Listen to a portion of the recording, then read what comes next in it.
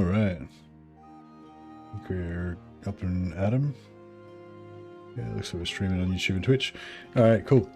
Hey everybody, welcome back to another episode of Bannerlord. I'm playing the Old Realms, playing the Warhammer mod, and yeah, we're playing as a merchant playthrough. So I've been playing the new War Sales DLC, vanilla, and yeah, just recently got into trying like no blacksmithing trading run, where you make all your money by trading and setting up caravans, creating enterprises and all that kind of stuff. Occasionally people ask me about that kind of thing, like how do you make money with trading, how do you make money with enterprises, and I'm like, I don't know. I don't bother with any of that crap. Yeah, but then I actually thought, oh yeah, I'll forego my normal blacksmithing free money exploits and just and try and make money from trading and stuff. And it was actually really fun. Just, I mean, it's something totally different. I wouldn't say it's like more fun than not trading, but it's just a different type of game completely, kind of a different type of vibe. So yeah, so anyway, and I haven't played Old Realms for a long time. This is a Warhammer mod for Bannerlord, and so yeah, I thought, oh, maybe it would be cool to do a trading run in Old Realms. So that's what we're doing now. So the storyline for us, our kind of story background or whatever, is that we're basically a witch hunter, Order of the Silver Hammer, out here, hunting demons and so forth. But the Order has decided to set up a merchanting concern, basically so that we can spread our network of witch hunter spies around the Warhammer world, and under the guise of a merchant network. So our clan is called the East Ind Trading Company, in honor of the East India Trading Company, and we're basically trying to basically just do a trade campaign, but that's our kind of role play. We're playing as a witch hunter career, and we've got yeah, we're just trying to set up as many caravans as we can. Will you be fighting bandits? I'm sure we'll be fighting bandits. Yes, for sure. Hey Lee, here I go. Yeah, Merry Christmas everybody. Hey Marcus. Yeah, Merry Christmas everybody, by the way. Hope you guys all had a good Christmas.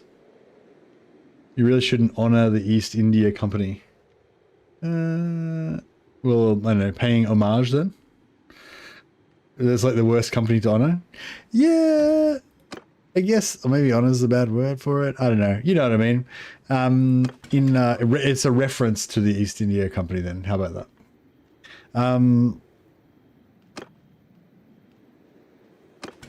I might try this. I kind of want to. Actually, no. I was going to say I wouldn't mind fighting in the arena, but I remember this is a Bretonian arena, so it's a jousting match, which is not really that much fun.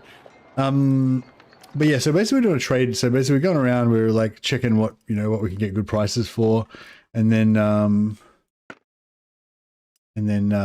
buying various foodstuffs. That fish is pretty cheap, I think. I'll grab some of that. And the grain is pretty cheap. It's not super cheap though. I'll grab a little bit. Butter. Yeah. Meat. Yeah. Beer. I think that beer is actually pretty cheap.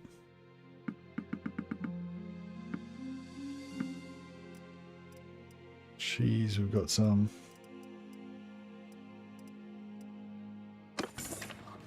And yeah, so the just bought Attila so I could play the Dauntless Days mods. Yeah, nice. Hope you enjoy it. I've been hearing a lot of people playing it, but yeah, I haven't actually I've actually played it myself. So yeah, I've set up one caravan already, the caravan of Robert the Engineer, and we want to get a couple more caravans going. We need to get some. We need to get a new companion to run one of them. Oh yeah, once you get to 125 in trading, you can choose between either getting +1 renown daily from every caravan that's profiting, or +1 renown daily from every profiting workshop. Can't get both, unfortunately.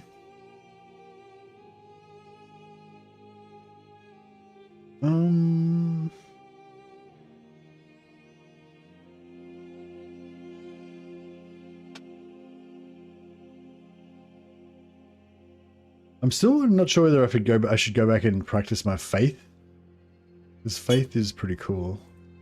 And it's one of the things that we can do as a hired sword. So because all our companions, well, yeah, because we're going to be making money from companions and caravans and stuff, we don't necessarily have to be running an army. The only thing is if we go as a hired sword, then we have to go where they go. So if they travel around a lot and go to lots of different towns, then we can probably still do trade. But they probably won't, and then we won't really be able to trade effectively. But yeah, I was thinking of my other two caravans. I was thinking about either basing them out of Marienburg,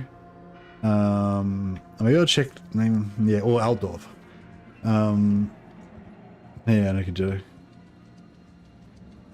I wanted to find out what the here we go.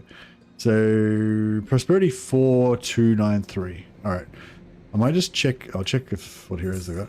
I might just check Altdorf as well.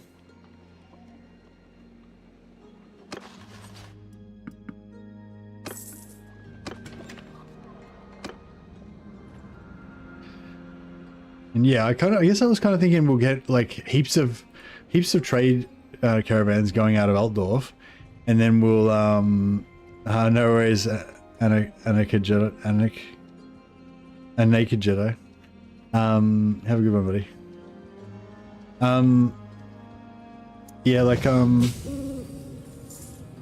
my engineer just leveled up, so he's leading a caravan. He's getting lots of experience from leading that caravan. Give him another point in trade, and hopefully he'll keep trading and making us money. So he just made us negative 353 gold. So that's not very helpful.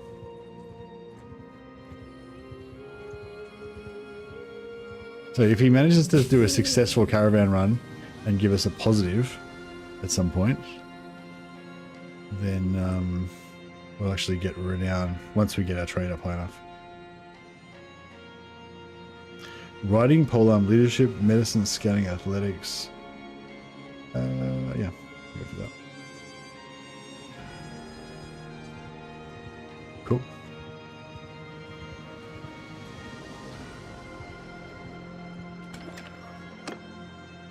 Priestess of Shelia. Priestess of Shelia are very low level, so I was kind of thinking they could be.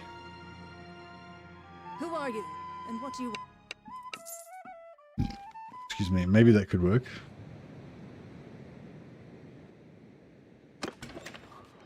They have very bad tactics. Tactics 9, yeah, so terrible tactics. But I was thinking, you know, they might be able to get good scouting over time. Like they should level up really fast. So they should be able to get like high and everything eventually.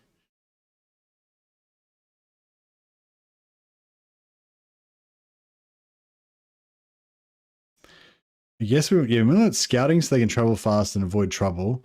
Trades so they can make money. Maybe steward, but I'm not sure if they really need steward. Maybe medicines, they recover more when they get into fights. Not sure.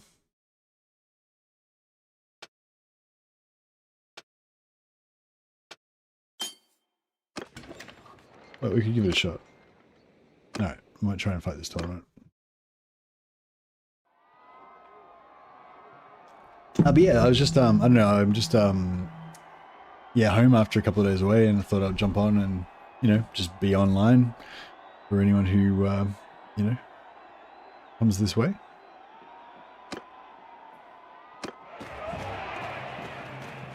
I was going to, yeah, I won't bother pulling out my gun.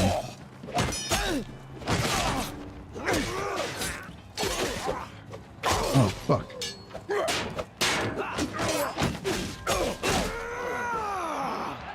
Oof.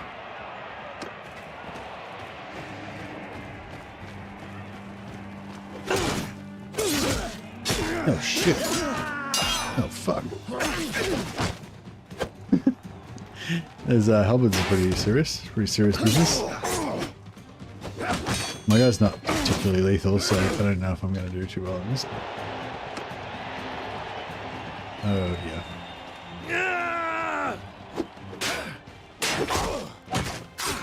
Oh fuck.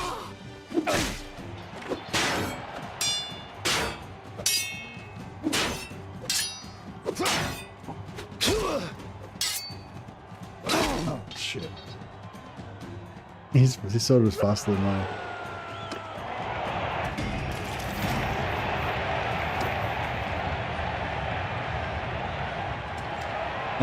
Oh yeah, no, so what I was trying to say was, yeah, I've been up since early this morning, so, and it's quite late for me now, so I wasn't really sure whether I should, you know, get a bit of sleep and then start streaming tomorrow morning, or stream it now, or whatever. So yeah, I don't know.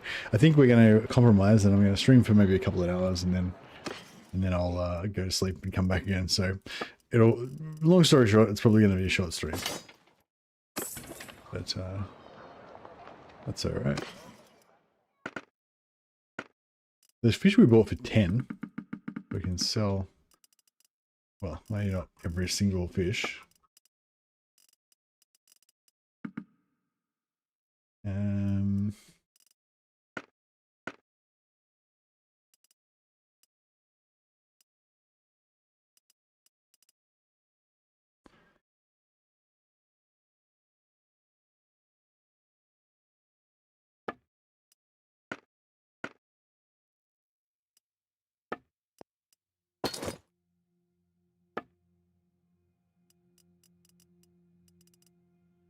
Pottery.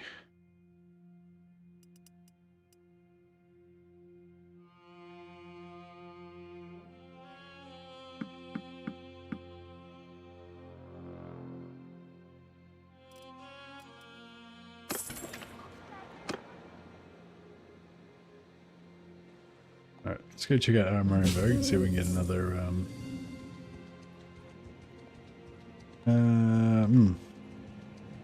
no, it looks like we didn't make any money again.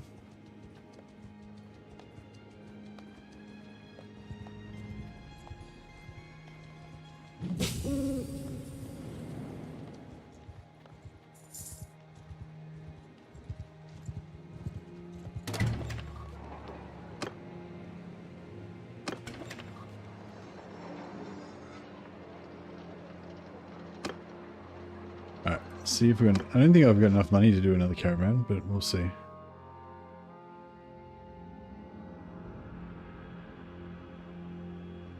It's been a while. 2250. Okay.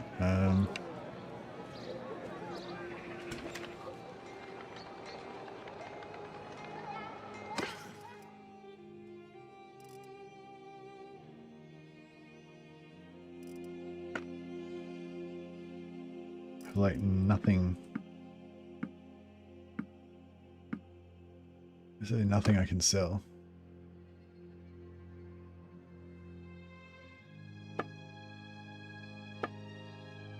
I guess I could sell his gloves.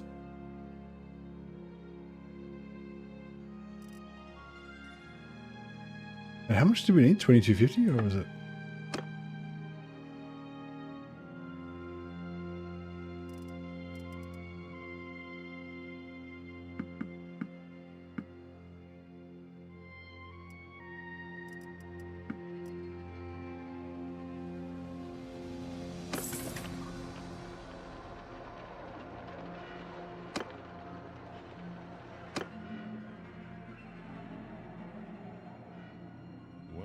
Who do we have here?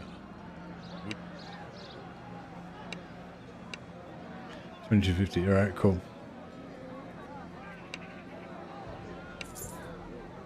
All right, send Stanislaw, the witch hunter, with another caravan.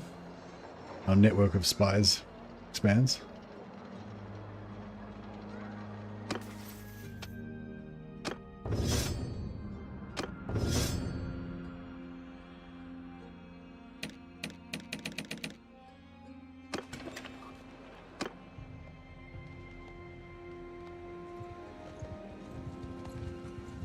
I mean, yeah, I mean, I probably will fight bandits, but I'm not really, I guess I'm not really going out of my way to fight them.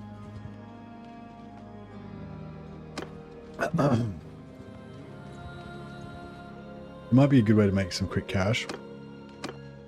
How much of an army have we got? 37, not really much of one. So we could go and join Emperor Karl Franz as a hired sword. It's been a while.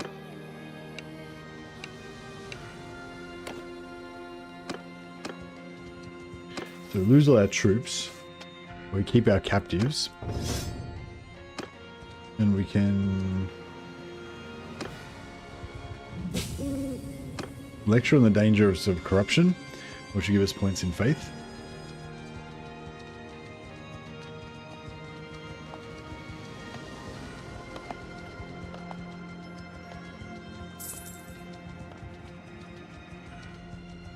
So we do that until we get 50 points in faith, and then we'll get a free skill point, which we can put in faith.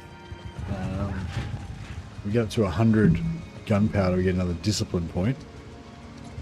That could be all worth doing. And this is giving us, we're getting paid.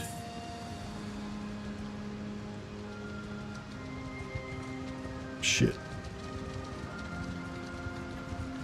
We're gonna go completely broke. I wonder what happens if we go completely broke.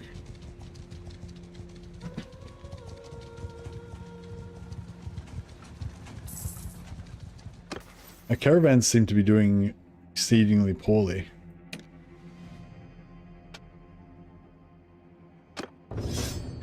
I kind of thought that I remembered something about like caravans just not working in this mod.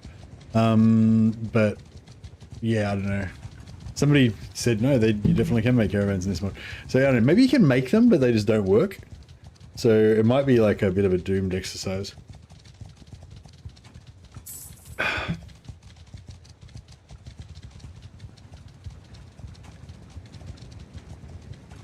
Because yeah, I don't really care too much about the money, but if we but we need our contract. We need our what do you call them? So we need our caravans to make profits. Otherwise, we won't get free renown from them, which is kind of the whole good thing about being a merchant. Didn't we learn that caravans that a long time to become profitable? That caravans take a long time to become profitable? I mean, I didn't learn that, no. I mean, that might be true, but I don't know. In my experience in vanilla, caravans usually make shitloads of money straight away. Like the first time they do a run, they make like thousands of gold. Then they go down and kind of bounce around, and sometimes they make a little bit, sometimes they make a lot, you know. I'm not really sure exactly what plays into it. But in the old realms, we've only just created our first caravan, and so we're just finding out for the first time now what it does. But what I've seen so far is that kind of shit. Negative thousands of gold. So, not great. So I think what keeps happening is we keep getting like negative thousands of gold lost from our caravan. Then we go to 0. Then we get paid from our mercenary contract, which gives us a bit of money. And then we go back to 0 again when next time our caravan gets rocked. I think in this mod it takes time. Oh, okay, nice. What are you basing that on? Have you got some experience with caravans, or did you hear somebody say that, or? Oh, there we go. Caravan Stanislaw, 381. He's making a profit. I haven't seen our engineer make a profit yet, though. The engineer was the first one we made, the first caravan we made, and Stanislaw was second.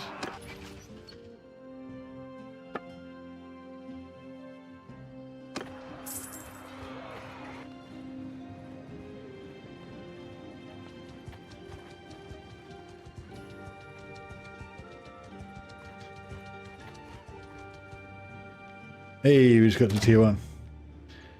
Oh, I wonder if we get renown from our caravans fighting. Didn't even think of that. That's pretty cool.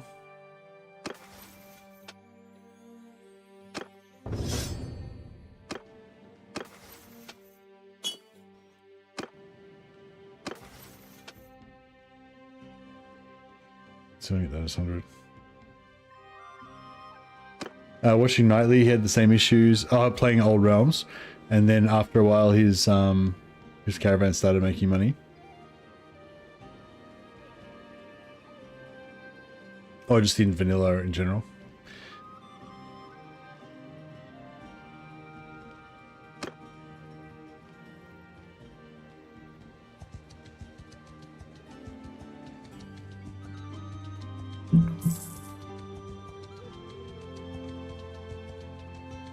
Not sure what happened to my engineer. He doesn't seem to be... Oh, there we go. Caravan of Stanislavs, minus 2662. Down back to 200 and 78. Yeah, I'm not sure what's going on there. Maybe it's the display is weird. Like, maybe the negative money. See, I'm not actually... My money's actually not going down. Even though occasionally it'll say it's going negative.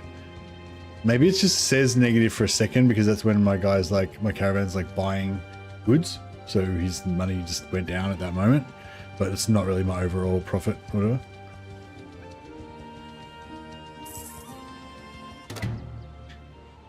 Oh, that's a nice roundabout compliment, Nikes. Thank you. But yeah, it's more about like the specifics. Is what we need to know. If there's any like specific details that you picked up from watching the other campaigns that might help me, please feel free to pass them on. But yeah, it does seem like we're not really losing money, even though it says we are. So cool, I guess. But yeah, so we can hang out with Karl Franz, I was thinking, and get free training from him while we simultaneously kind of cruise around doing a bit of trading at the same time. Maybe that works.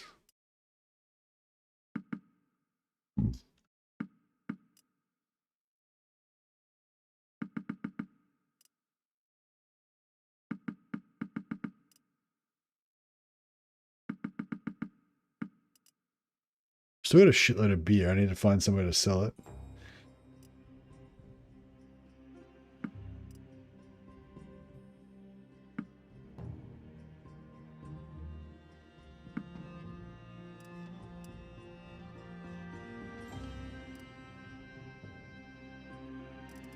Yeah, I can't really can't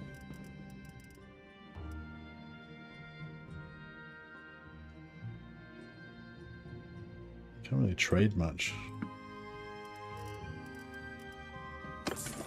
without actually traveling like to specific places to buy and sell stuff.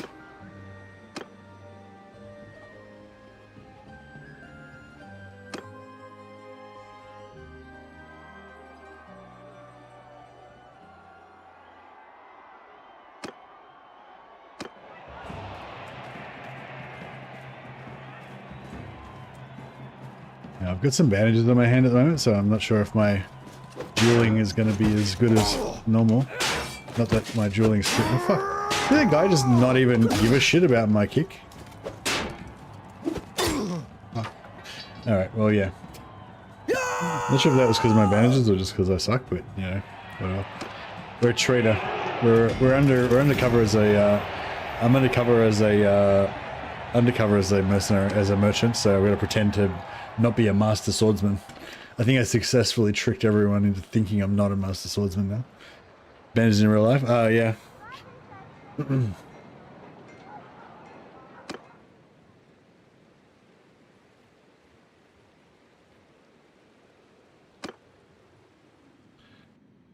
Yes, I moderately exploded myself. It was it was a steak related accident.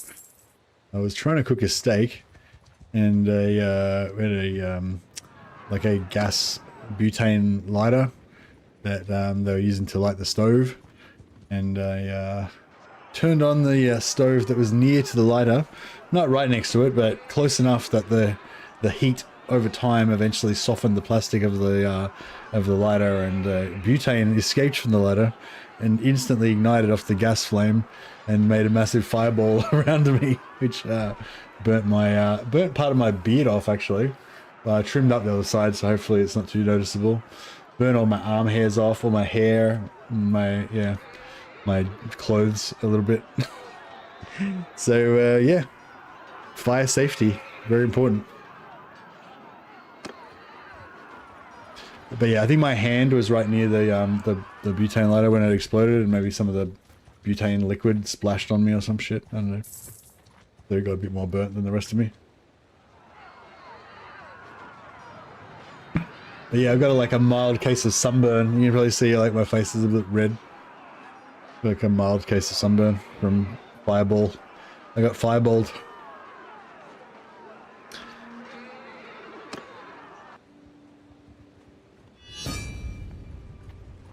I I spilled liquid nitrogen on my groin in the 1980s. Ooh, nasty.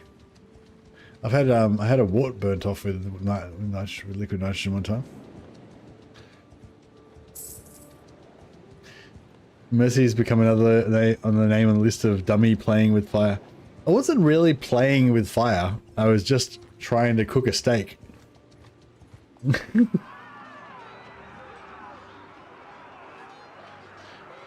in an unfamiliar kitchen.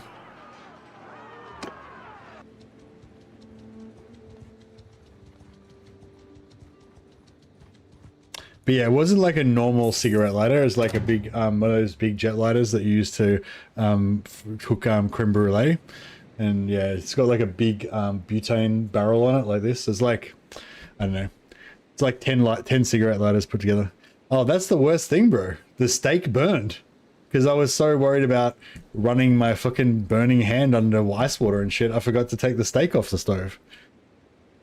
So it just sat there in the pan, dying. Quietly being murdered while I was just fucking worried about my hand, like some kind of bitch. You always wonder how you're gonna react in these life or death situations. You know, whether you're gonna jump the right way, whether you're gonna do the right thing. I'm one of those guys who just lets the steak die, totally loses his mind and forgets all about the steak. Yeah. Yeah, I didn't understand what the fuck happened. I thought maybe like it was an electrical, am I left-handed? I am left-handed, yeah. Yeah, I thought it was like an electrical, you know, when a wire pops, when a wire shorts out and it goes like bang, like there's normally like a big bang sound when a wire shorts out. And I thought that was what happened at first. But I don't know. I couldn't, like, it was just so shocking and loud. Like, it was just like a massive explosion and like fireball around me. It was just so shocking and loud. I just didn't know what the fuck was happening. I was like, I just turned off all the gas knobs. I turned off everything and like, just, I don't know. I just couldn't comprehend like what had happened because we didn't see the lighter. We didn't find the lighter till later. So we didn't know that was what blew up. Did I soil? I did not soil myself. No, I just froze for a second and then I turned off all the gas knobs and then I like brushed all of the burning hair off my face and then yeah. And then my sister said maybe I should run my hand under cold water, so I did that for a while.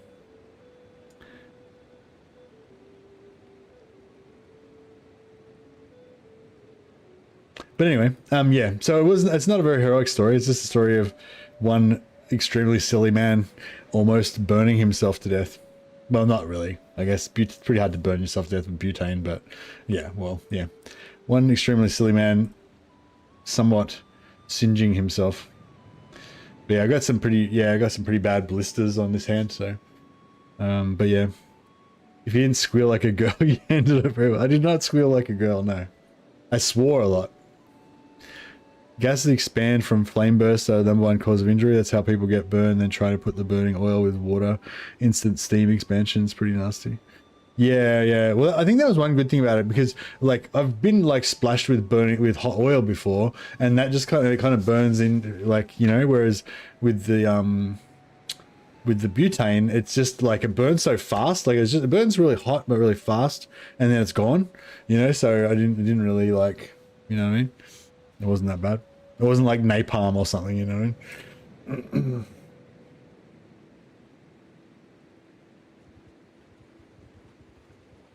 But yeah, that was a bit of excitement.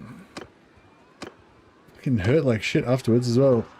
Burns hurt.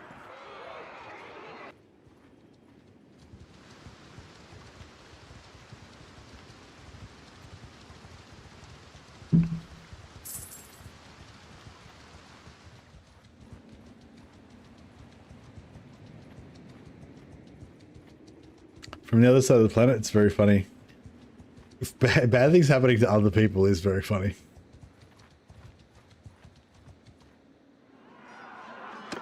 Yeah, my brother-in-law was standing behind me and he just said he just saw this fireball go around me. Oh, jeez. Yeah, I was talking to my brother-in-law's uncle, and he was telling me about how he's just retiring and he's just selling this successful business that he's been running for the last 10 years. And he was sort of saying how he's he's done multiple businesses throughout his life. Like when he started probably started his first business when he was very young, and he sold that business, bought another business. And, you know, I was thinking, this is a pretty impressive older guy, you know, he's like self-made man, run all his businesses and everything, you know. And I'm like, yeah, cool. I can't cook a steak without blowing myself up. that's my you're up here and I'm down here. That's my level. Like, fuck. They don't make men like they used to.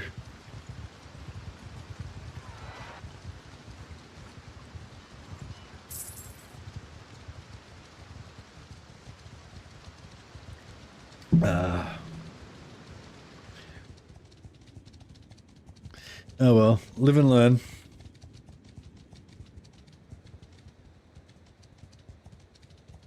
So I'm getting my faith up, 70 hour. That's pretty good. Powering up. How's this going? Stanislaw the Witch Hunter. So it's still saying oh no, here we go. Caravan of Robert minus 169. Oh, we seem to be making a fair bit of money though. Oh no, hireling wage 7.6k. So we're making all the money from our hireling wage. I don't know if our caravans are actually making anything on. You survived to pass on your experience to the next generation. That's true. Hopefully you guys can all learn something from this. Don't be an idiot like Mercy.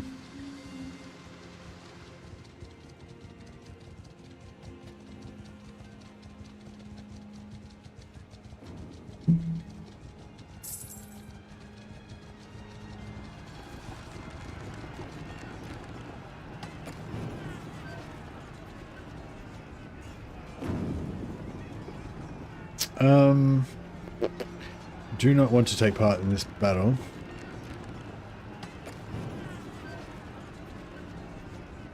Yeah, no, I'll avoid, because if we fight the battle, we'll get wounded, and then we won't be able to, keep getting faith XP. Could your brother-in-law have saved the steak, or your sister? Yeah, but they were just both worried about my welfare. Like noobs.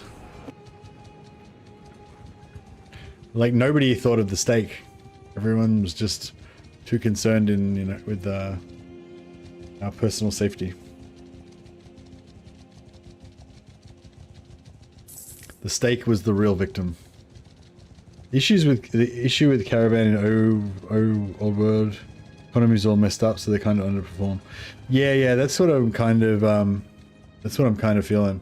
And maybe caravans don't really work, but I don't know, we'll see how we go.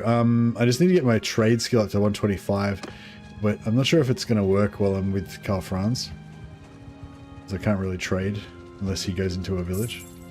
I mean, into a settlement.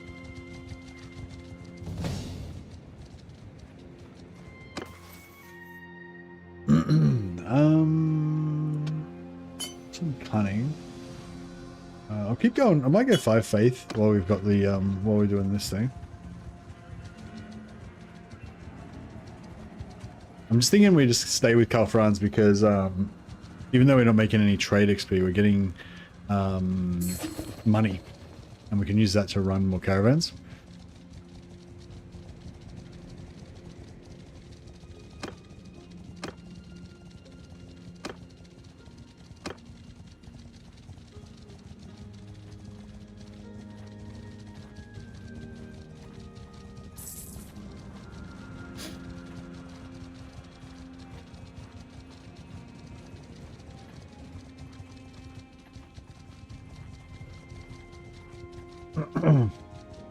This is all pretty chill.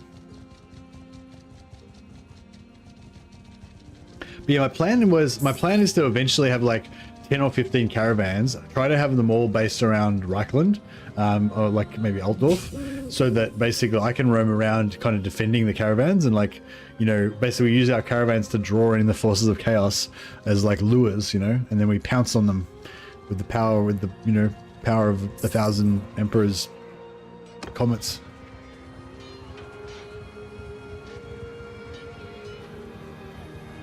Is that just like one Minotaur that's holding off our whole... Yeah. That one Minotaur was like the Battle of Stamford Bridge.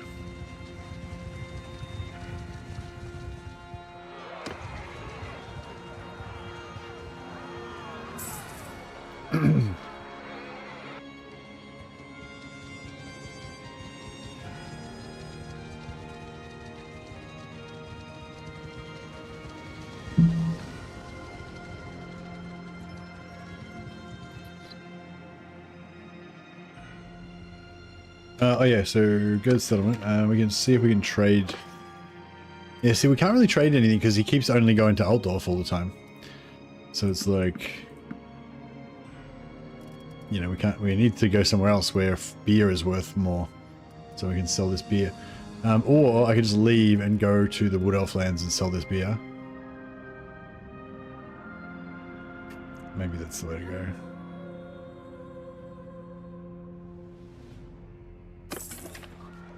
Alright, maybe I'll leave. It's been a while.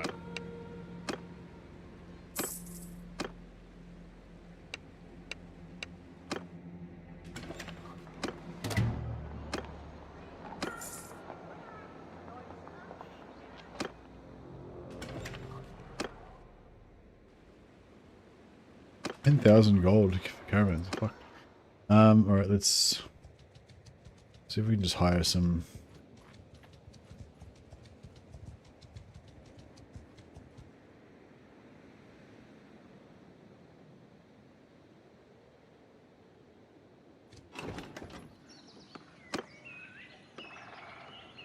The fuck, these guys cost 600 gold each. Excessive. I'm not paying that.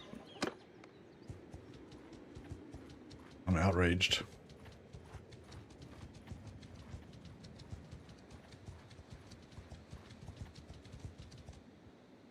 So a miracle happened at Christmas. The Emperor's warmth touched you and you bore it. That is true.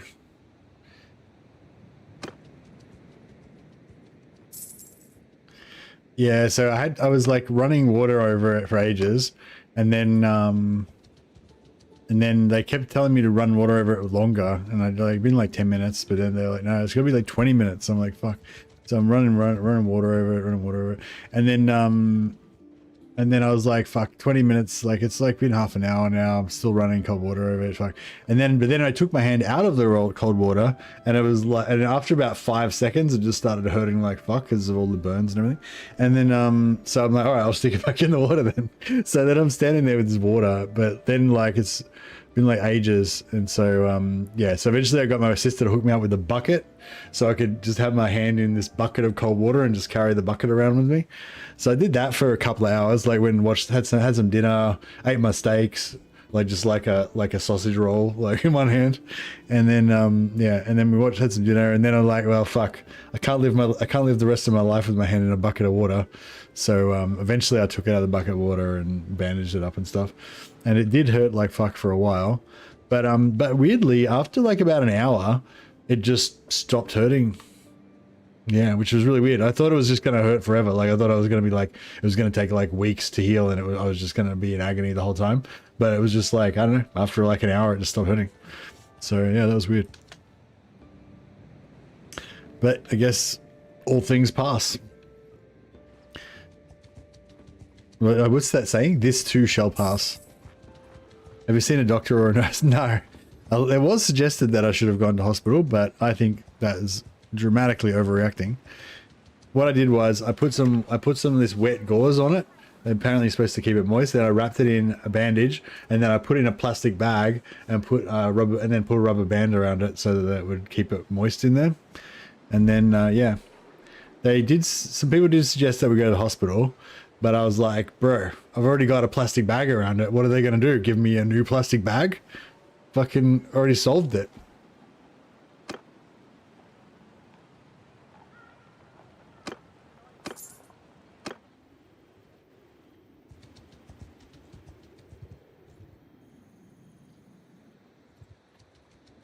But yeah, no, it's not too bad.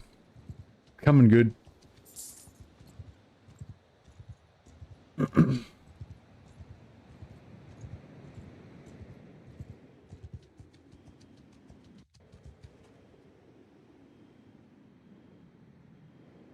Alright, I reckon these guys in the crag holes of Findle are thirsting for some beers.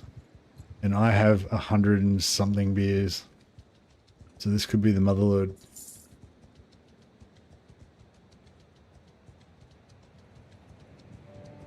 Oh, actually my sister used to be a nurse. So sort of have seen a nurse in a way.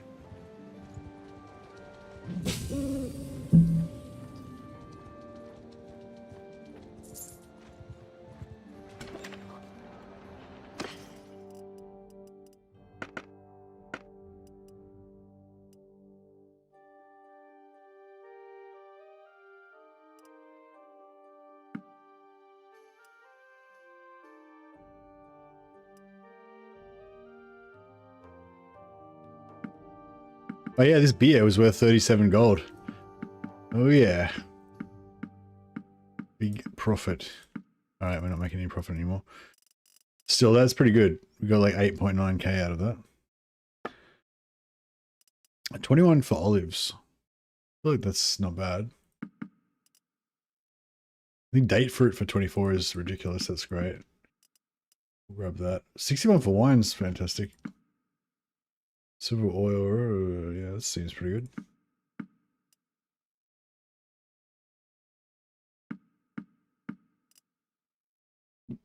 Yeah, I think this is what we got to do. We just got to keep doing runs back and forth between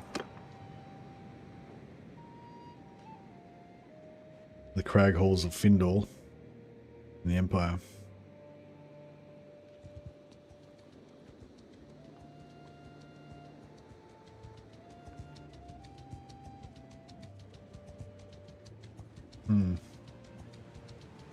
Wait, how's our how's our trade going?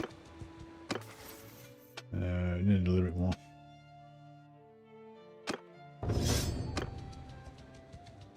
Hey FW, how you going, buddy?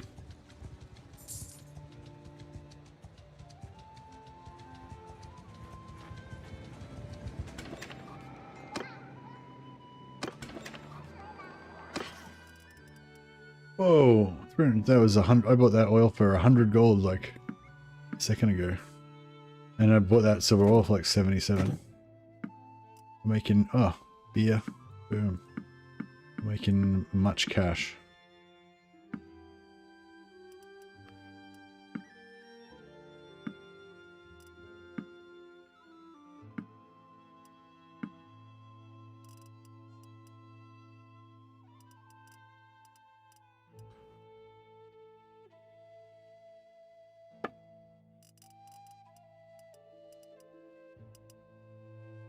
Oh, it is hardwood. 4 gold, that's super cheap. I'm sure we can sell it for slightly more somewhere else.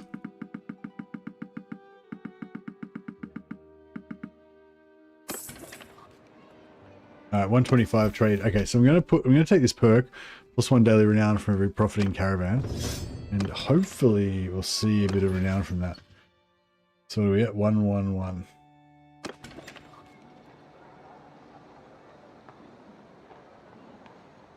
Wood Elf have artificially max prosperity. Constantly rated villages equals good profit, but healthy govern. You don't get trespassing penalty in this mod, do you? It would be fun. I don't think there's such a thing as trespassing in Bannerlord, even in this mod or in vanilla.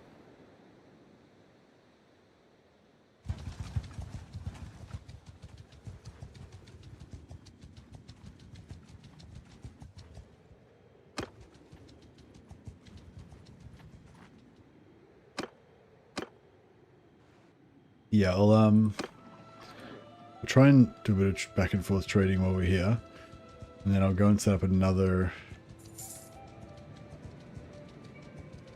Why don't I have any caravans? No, we've still got our caravans apparently.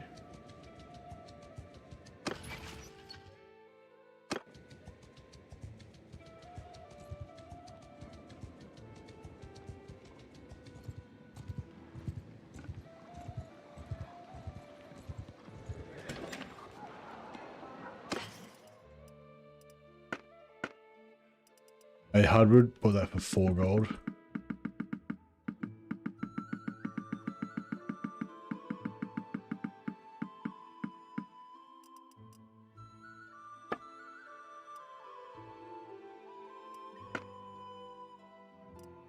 Grain, butter, fish. Yeah.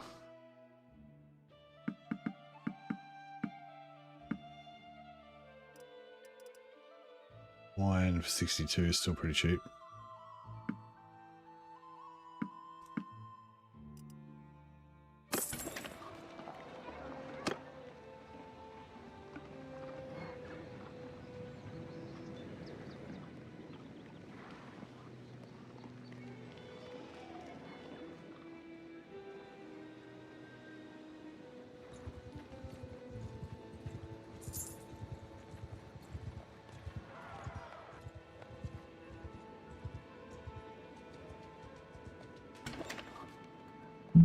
Beer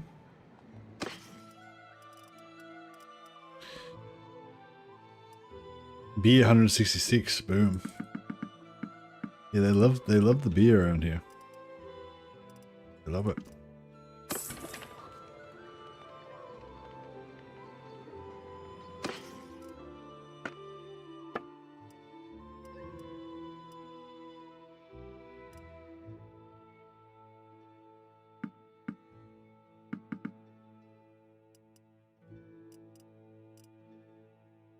What's salt worth?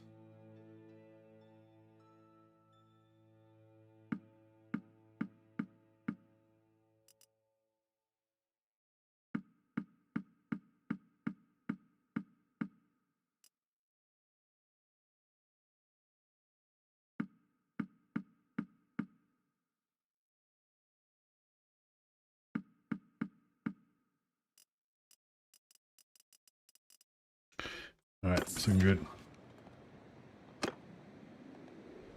Figure out whose mark his bears. I've got the mark of Nurgle. Gift of Nurgle, sorry. Not the mark of Nurgle. I guess that means I've got the pox.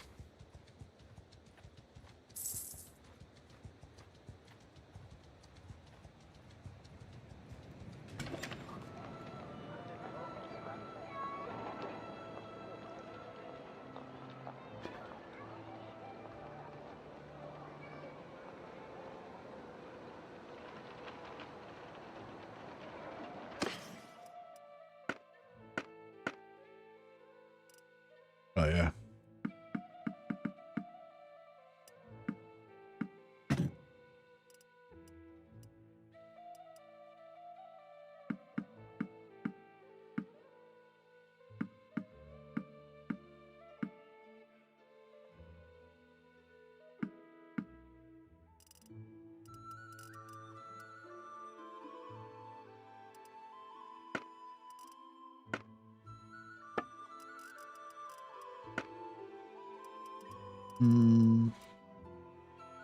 Yeah, that's pretty cheap again.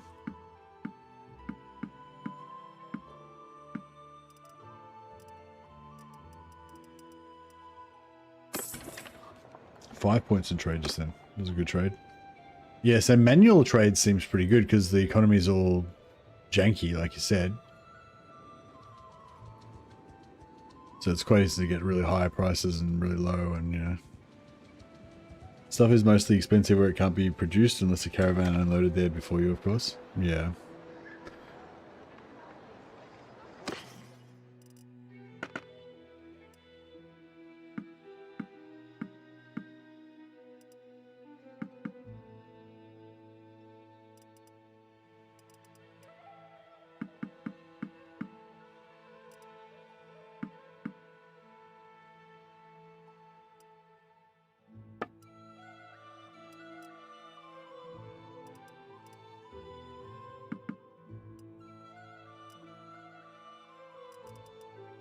$46 for tools is still pretty good. I mean, really good.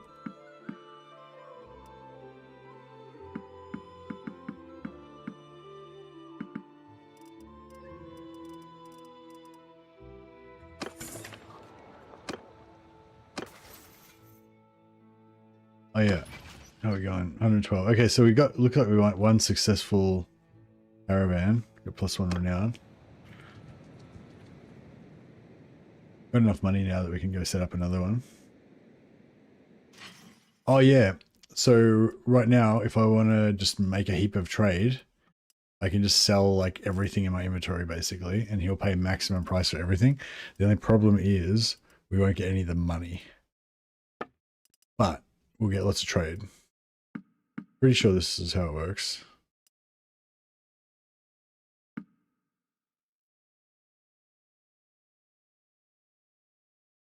Actually, no, wait up. Sorry. So linen through at 200, that looks about like max. Beer. Wine 75, that's not max. Date fruit, that's not max. Yeah, none of those prices are particularly special.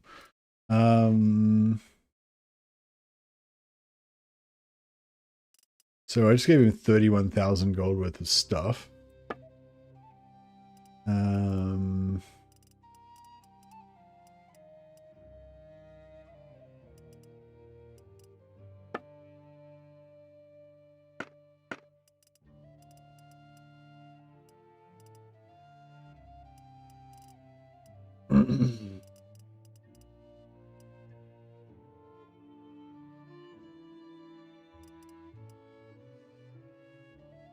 Unique horse.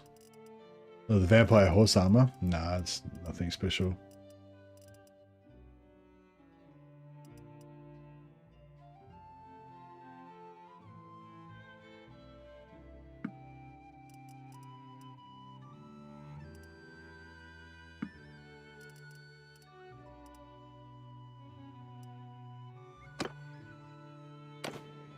So yeah, so just got 10 trade points then, because we just basically got like really high conversion rate on a bunch of that stuff. But yeah, we just lost a shitload of cash basically. 31. I think we lost 31,000 gold with this. Well, no, actually, we wouldn't have got that much money for it if we had have sold it. So yeah, probably this much money is maybe roughly how much we would have got. So hopefully that makes up for it. 10,000 gold.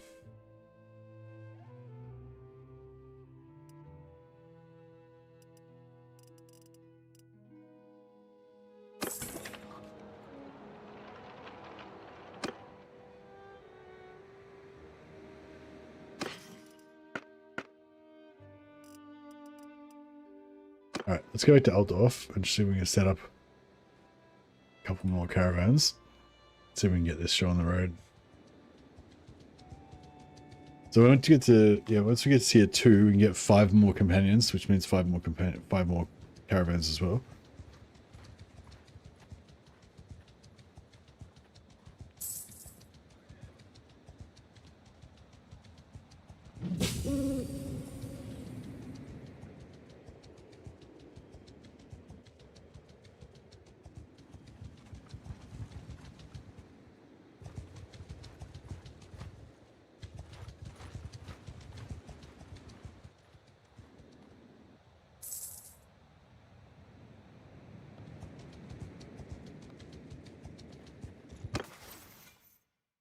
That's alright, yeah.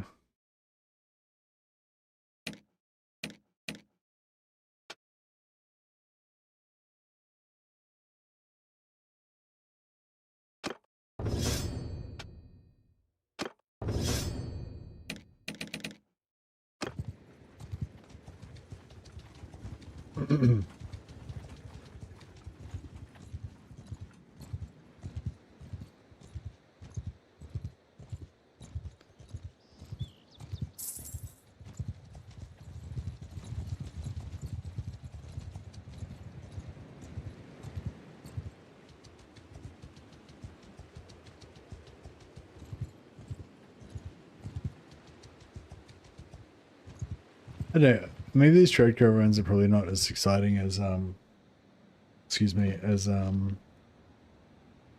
know, not trade caravans for you guys.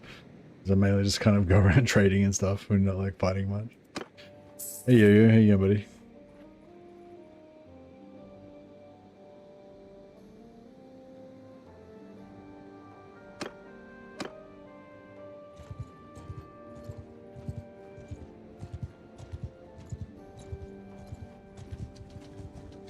Yeah, there's one of our companions, one of our caravans.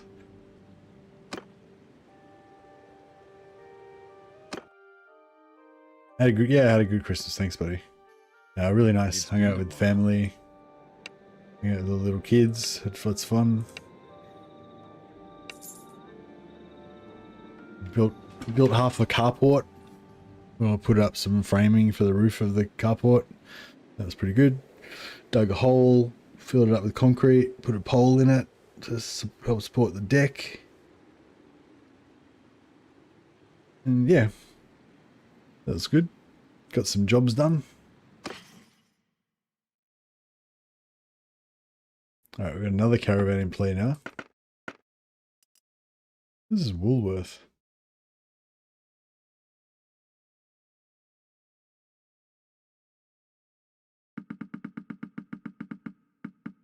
Maybe I'll take that back to the Elven lands, since they seem to love wool so much.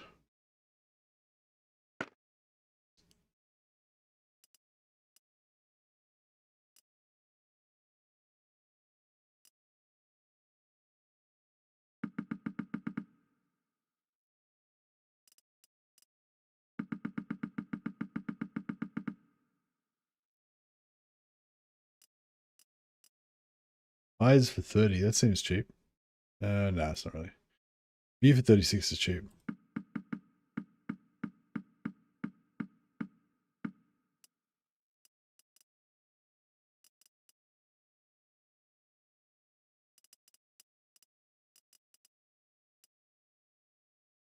Hey, Random Rob. What happened to the hand? Oh, yeah, I blew it up.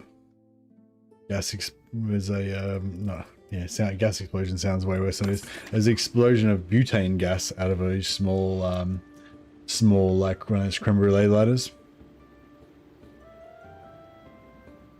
Yeah, just some minor burns. Well, it's minor relative to you. Like, it's minor in terms of like battlefield injuries. You know, I consider it to be very minor. In terms of like compared to a paper cut, it's like, yeah, quite a lot worse than that.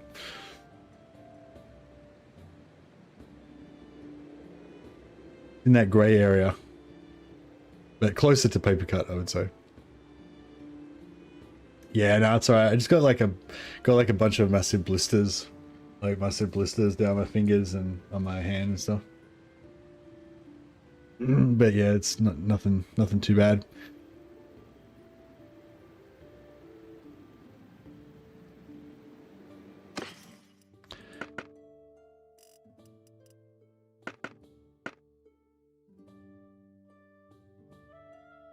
Some cool scars. Not very cool, because they're scars that represent me just being an idiot.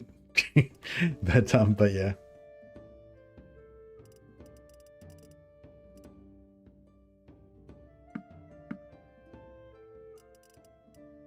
But some scars to remind me not to be an idiot. Those are the most valuable types of scars.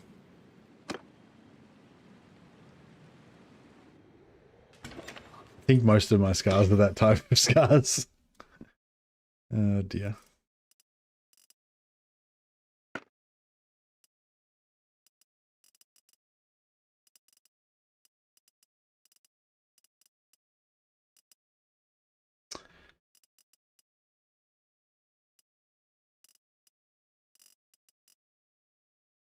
I'm just yeah. Oh yeah, I was gonna check. No.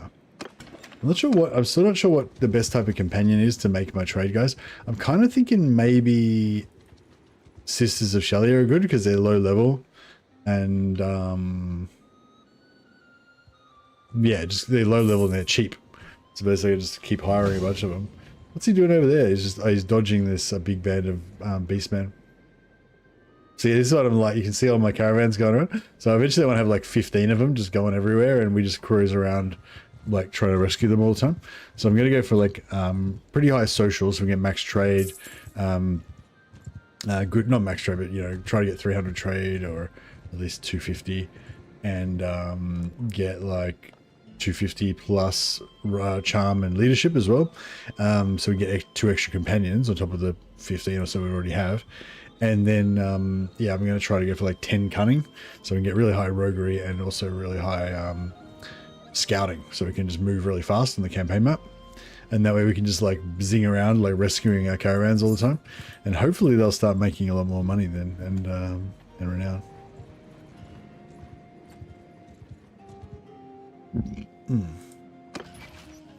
Oh, there we go. We've already made 12 renown from 12 successful caravans. So it is happening. I'd rather get stitches than burned. Yeah, I haven't had stitches many times.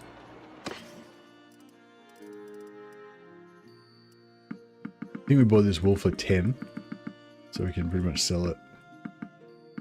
Just sell the whole lot.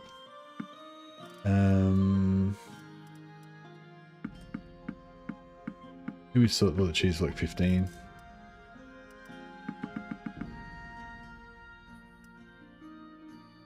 14 stitches in your thumb.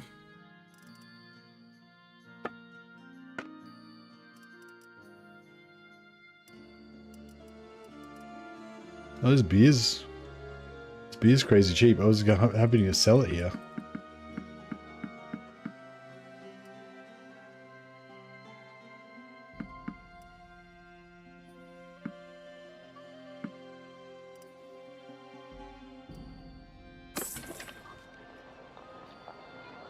You'll be able to power level your companions once you form an army. Faith Cheese, gonna do that? No.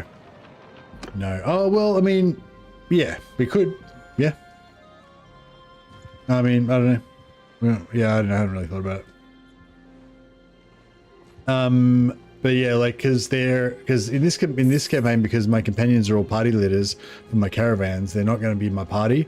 They're not going to be available for me to form armies with, because you only form armies out of parties, not out of caravans.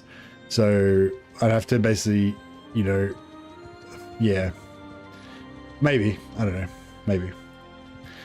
I have to sacrifice some uptime on my caravans to do it, but it would mean that we could give all of our companions like 5 scouting and 5 trade, so they'd probably be more likely to make us a profit.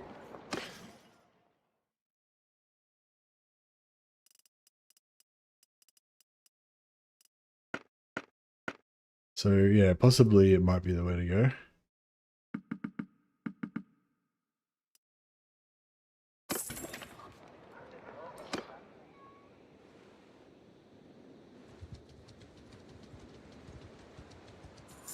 I just thought about how disappointing it is that War Sales did not bring one Skull and Bones type flag emblem. I think the Skull and Bones was like a 17th century thing or 18th century thing. So yeah, I think like War Sales is set like, I don't know, like 11th century or something like that. Like, yeah, I think it's like 11th century-ish, around that time. I'm not sure exactly, but yeah, like way earlier than that. So maybe that's why, because it's not like historical to that kind of time period.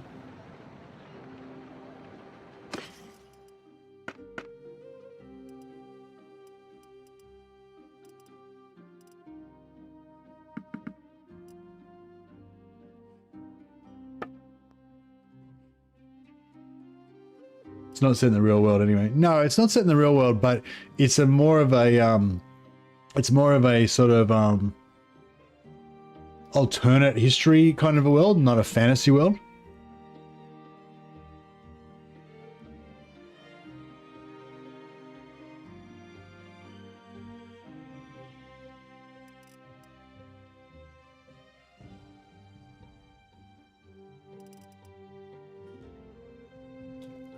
Like, I'm not saying I would have had a problem with it if they had have included the Jolly Roger, but I'm just saying, like, I'm not disappointed that they didn't include it, because I don't think it's like, yeah, to me anyway, it's not really the sort of thing that like has to be in the game, because it just makes no sense that there's no Jolly Roger.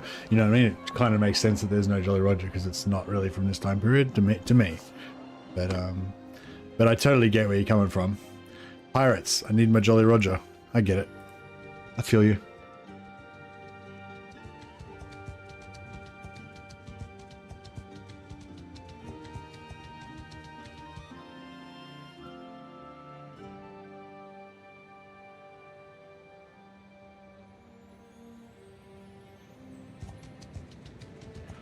Also, it was about clans on ships. Clans would stick with banners of their clans. Yeah, I guess that's true.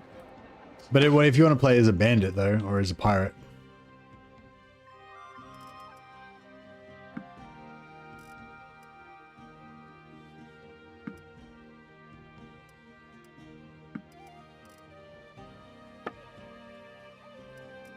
Fish. I'm not sure why they have so many fish in Athel-Loren, but it's a thing. They have a lot of fish.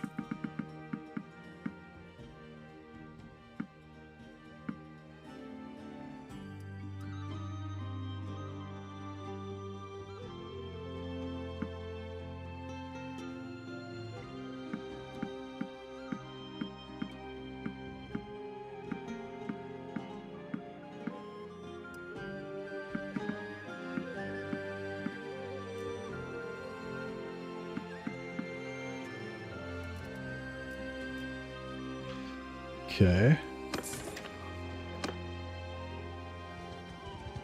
feel like this trade run just to Empire and back to Wood Elves and back to Empire again. It's pretty good.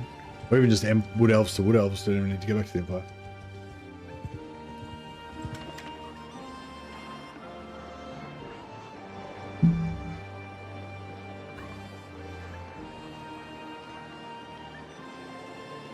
Earliest recorded use of cross and bones is late medieval. Spanish used real bones to mark the gates of a cemetery. After that, it's military and probably 1740 or thereabouts. Okay. You don't get the Jolly Roger until you get to the golden age of piracy, 18th century. Oh, that's cool. I think I said 18th century, so I was like pretty on the money.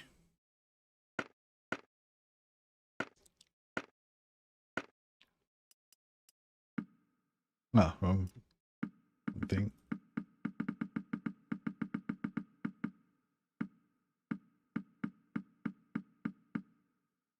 Fuck, the bread's, I mean, that grain's not going up in price, is it?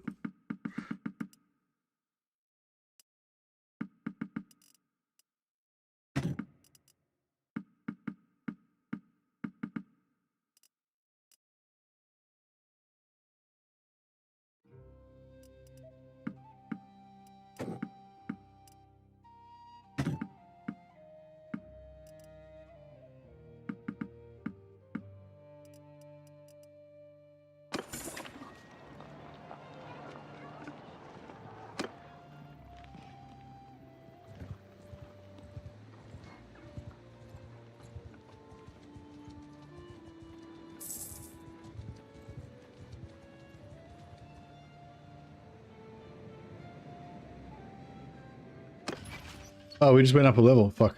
Yeah, this renown is fucking pounding up. These caravans are going crazy. Right, we need to get another caravan. That's the answer.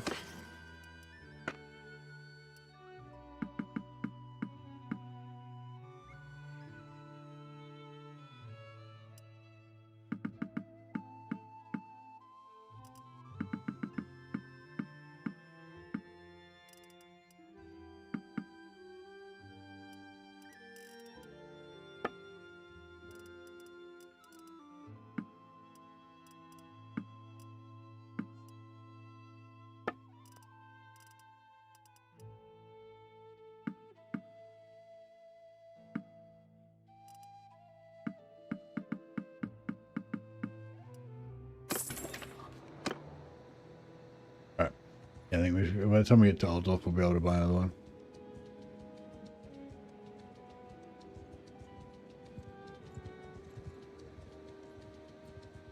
A pretty quick prayer in. We'll pray to Sigmar, of course, not these filthy wood elf scum elves, elf gods.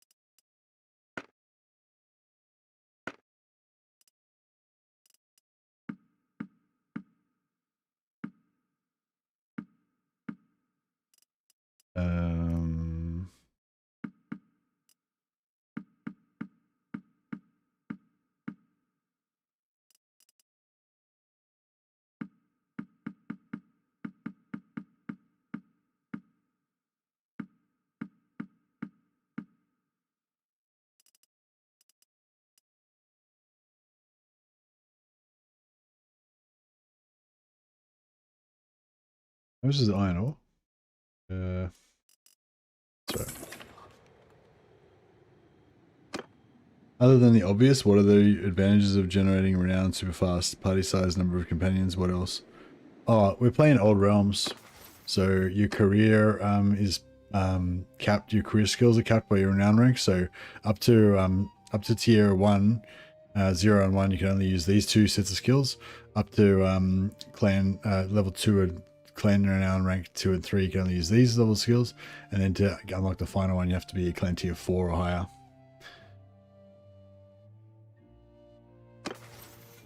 But the reason why, as a trader, that we want to generate renown really fast is that every time we go up a rank, we get another companion, which means that we can make another caravan, and that caravan can be getting us more renown, so we can get up more ranks and get more caravans. So it's kind of a self-fulfilling thing. But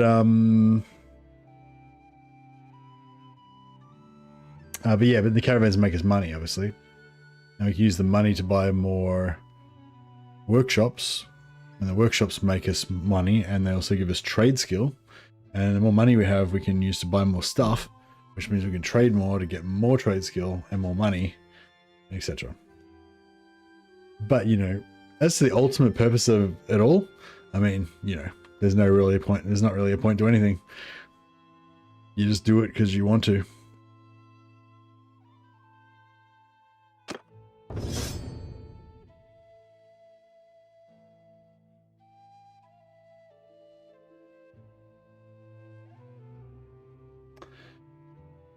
I kind of want to go 4 points in faith, but maybe that's excessive.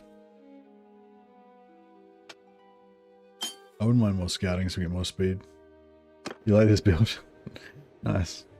It's good for renown. Like, it seems like almost faster than like combat. Like fast. It's probably not as fast as vampires. Like farming with vampires, just killing huge parties of vampires over and over again. That's probably the fastest. But this seems pretty good. Also.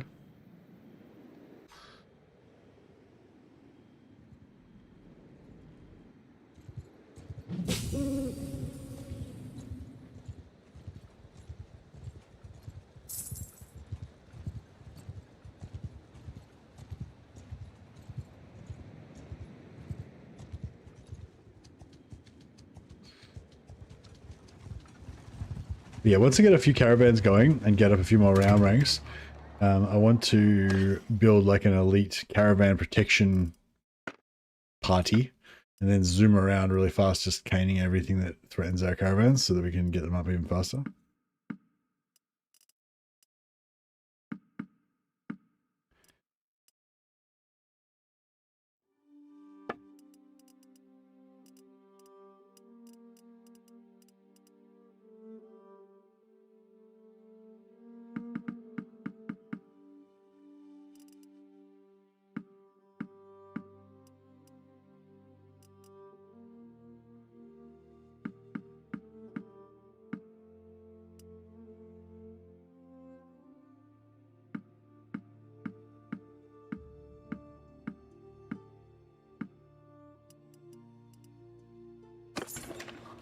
Hey Andrew, how you going, buddy?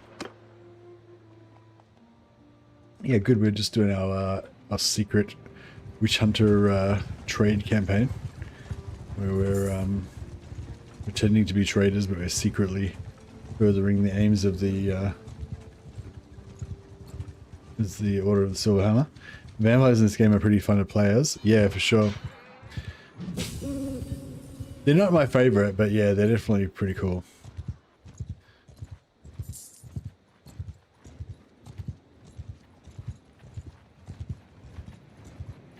I kind of like, yeah, I don't know, I kind of like everything about the Blood Dragon except for their ultimate ability, because the way it slows time. It's kind of cool the first couple of times, but then after a while it's like, it's just not as fun. Like slowing down everybody else and you just going normal speed is not as fun as like everyone else going normal speed and you going super fast. That just feels like way more fun, and the Bretonian Knight does that, so I kind of prefer that.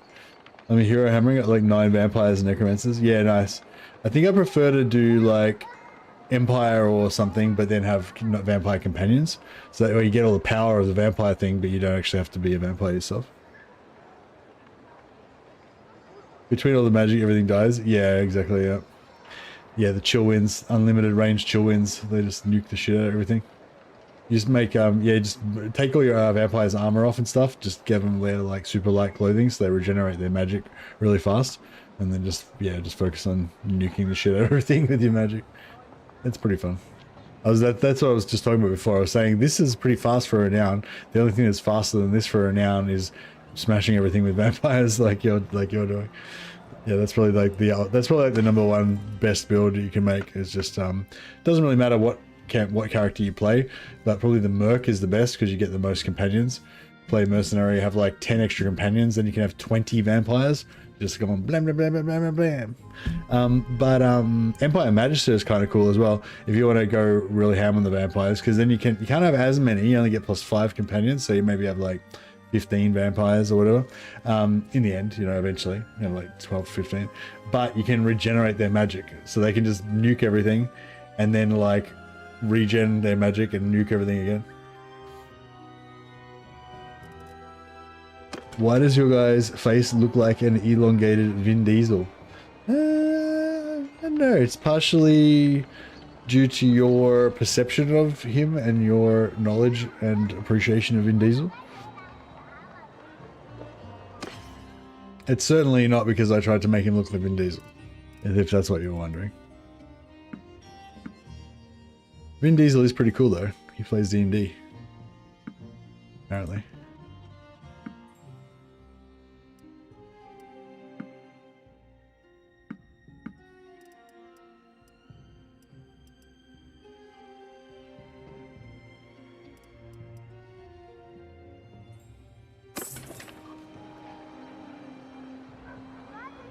A black flag flown by pirates was a signal that they would give quarter to those that surrendered. A red flag signaled that there would be no quarter. Why would you signal a red flag? Wouldn't it be smarter to put up the black flag signaling that you would give quarter and then just execute everybody as soon as they surrender? I did a Von Carstein like noble or whatever. Ah, nice. Why tell anybody? Yeah, Andrew's got the same. Andrew, the evil vampire player, has the same idea as me. Just pretend that you're gonna let them go free, get them all surrendered, take their weapons, and then just kill them all. It's the right thing to do. It just makes sense. All right, let's get another caravan up in here. Oh, I don't think I have any more companions. I think I need to go and recruit a new companion so I can.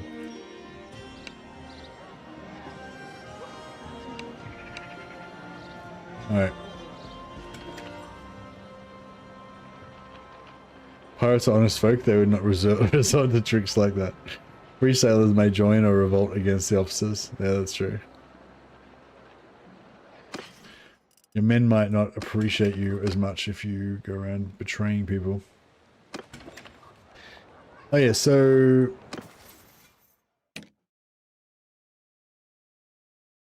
Do you reckon I should put her trade up first or her scouting?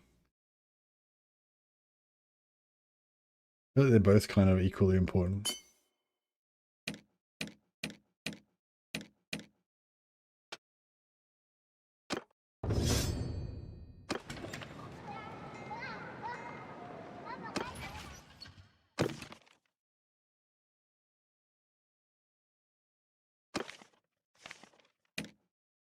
What do you reckon? Would engineers be the best? Engineers or priestesses be the best? Where's Ubersrock? Oh, here. I feel like engineers. Yeah, priestesses have heal spells, and they can cast them infinitely. They don't run out of winds of magic, but it's got a pretty long cooldown. They're okay at like, they usually cast it on your infantry, and when the infantry get into combat, and they, yeah, they just never run out of magic, I guess is the main thing.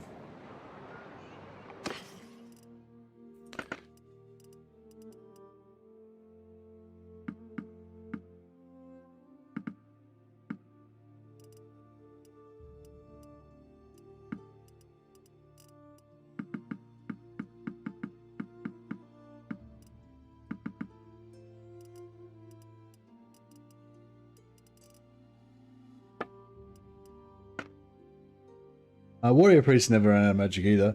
They cast their heals based on themselves, so not necessarily on your infantry. All right, I'm gonna get another engineer. He can be an undercover Who are you Caravaneer. and what do you want? Oh, this guy's a giant.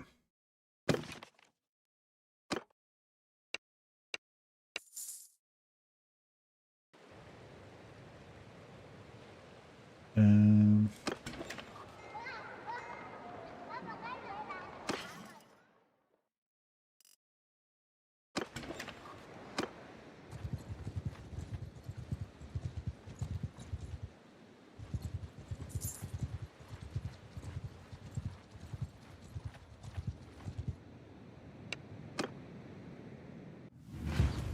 I've fought a battle in a while.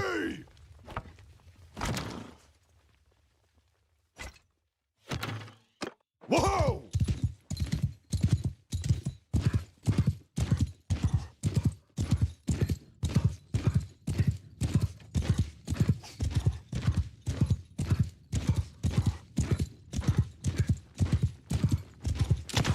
Shit.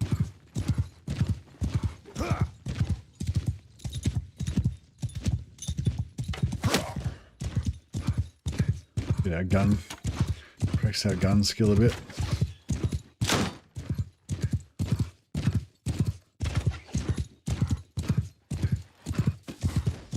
Shit. Yeah, I don't think my gun skills are accurate enough for this type of behavior.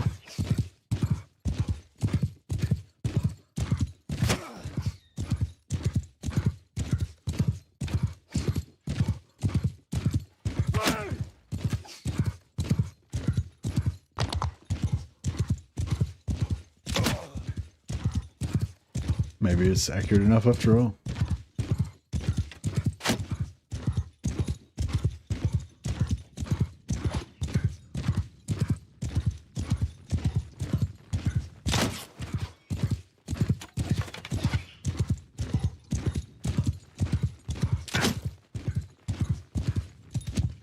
I need to get a better gun. This one sucks dick.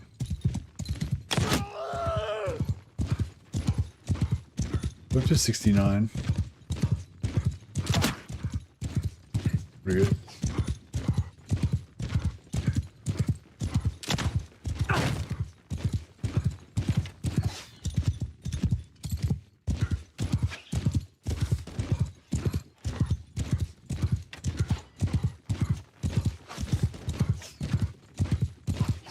You have to like aim a little bit with your gun, otherwise it just shoots off like in a random direction.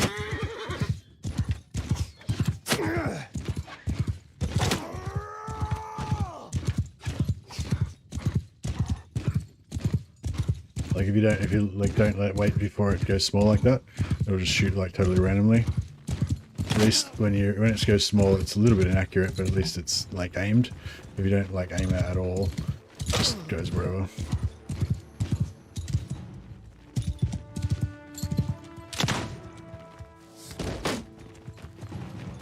It's my special mark, like a hunter's mark. Makes it do extra damage.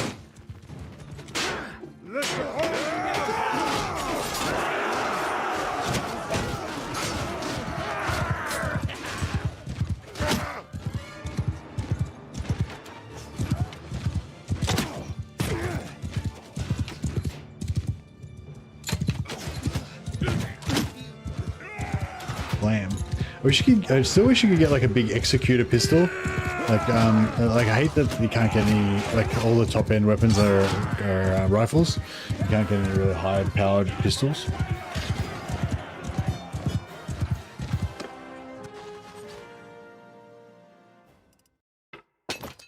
Yeah, I always try and have like minotaurs in my I always try and have minotaurs in my cannon party, and because the infantry, our infantry run the cannon,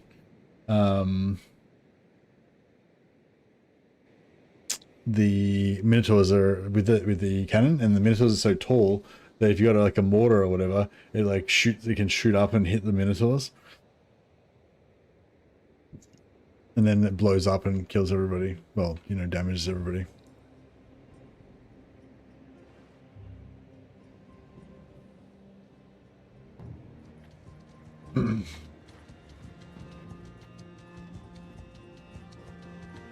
I need people alive to tell the tale. You don't want them to tell the tale, because then they'll tell the tale that you betrayed them and killed them after you told them that you would give them amnesty.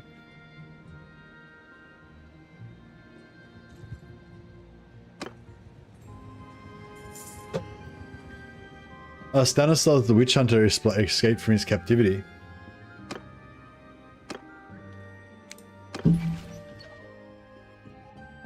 Regrouping. Oh, here we go. So we've only got one caravan left. We did so some of our caravans got completely wrecked. Prisoner of Ungor Warband.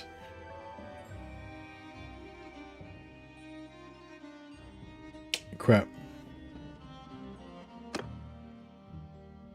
So yeah, our caravans keep getting fucked up. This is not helping our cause.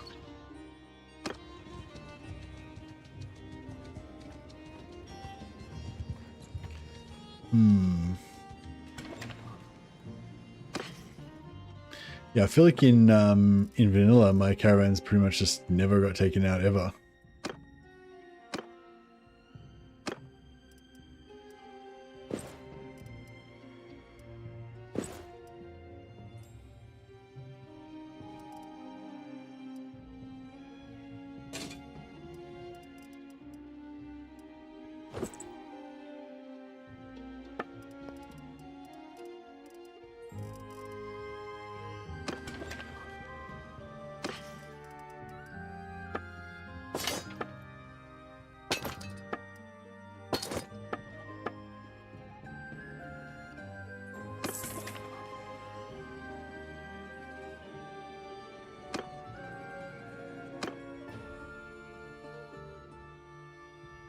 It's been a while.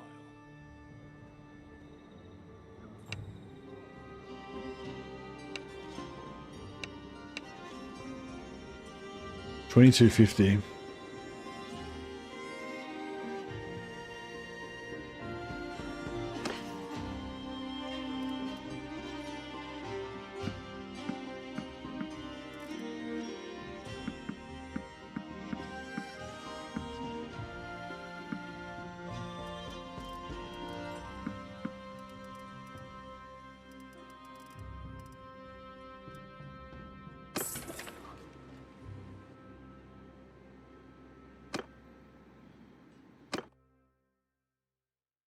Those armed convoys in vanilla are Uber, yeah.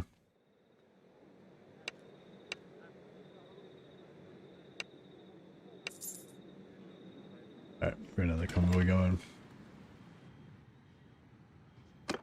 Yeah, I think we need to try to get really fast and like zoom around and capture all of our like help all of our caravans.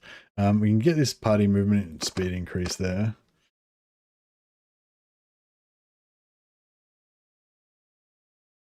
Increase companion limit by 5. We'll grab that.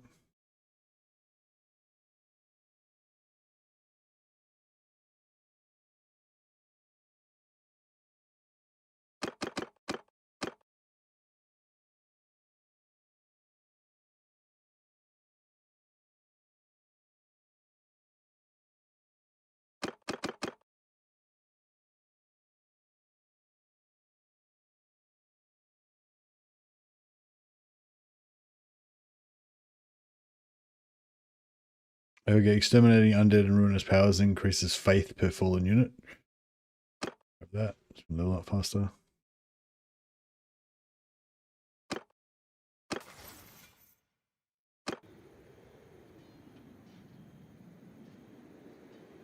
Alright, I might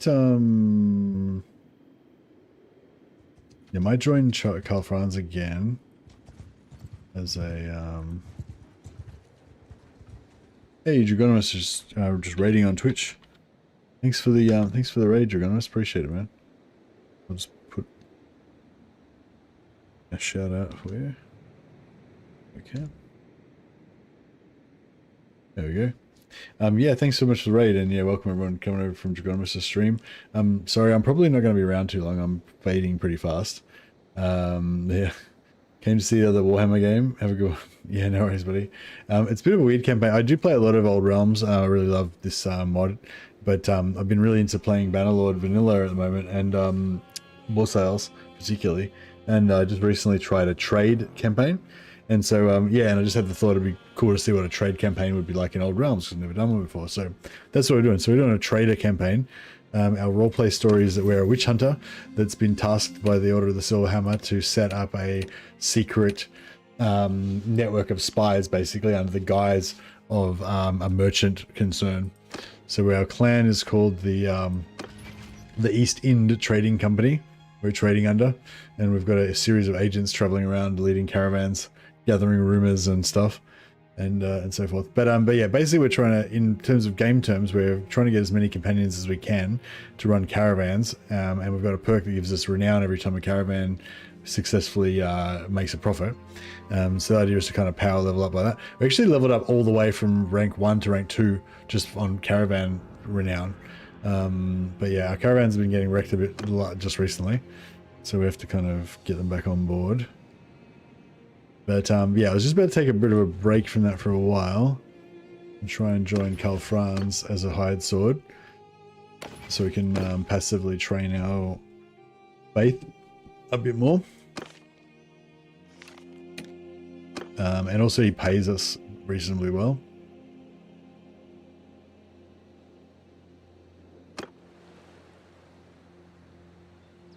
He's down in Nafdorf.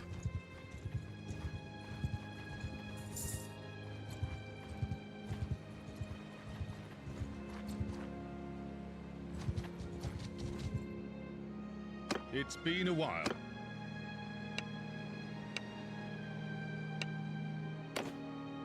Alright, so now we're a hired sword, so we don't control our character anymore. And as long as we're not wounded, which we currently are, we just constantly get faith XP per day. You can choose between faith, one-handed, gunpowder, crossbows, or two-handed.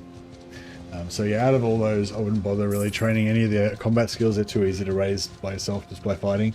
But faith is really quite hard to get up at the start, especially if you don't cast prayers or anything. So yeah, so we'll get faith up a bit.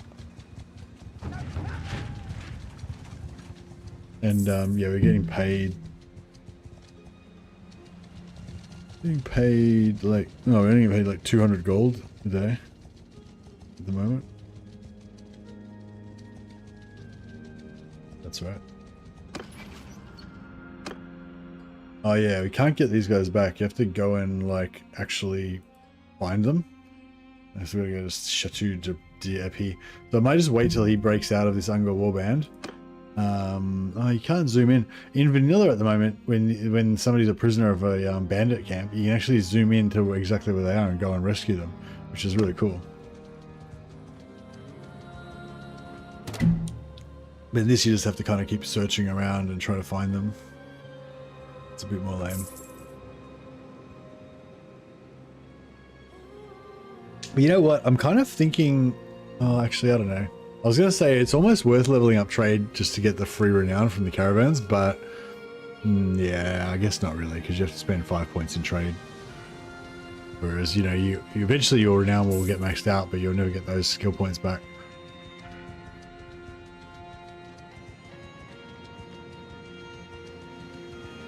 But if you're just trying to rank up as fast as possible, and you're willing to dump 5 points into trade, I don't know.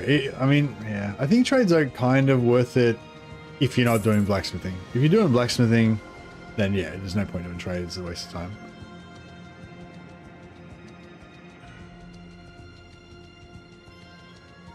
And it won't be as satisfying because the main satisfaction you get from trade is like making lots of money. And if you're already making infinite money, basically, then it's, yeah, kind of takes the fun out of it a little bit. But yeah, if you want to do a trade campaign, it is actually quite fun. I'd recommend just don't do blacksmithing, or just don't exploit blacksmithing for money, because the whole thing that makes trade satisfying is kind of making the money, and like how difficult it is to get money out first, and then you start get rolling, get more and more money, and you know, that kind of stuff.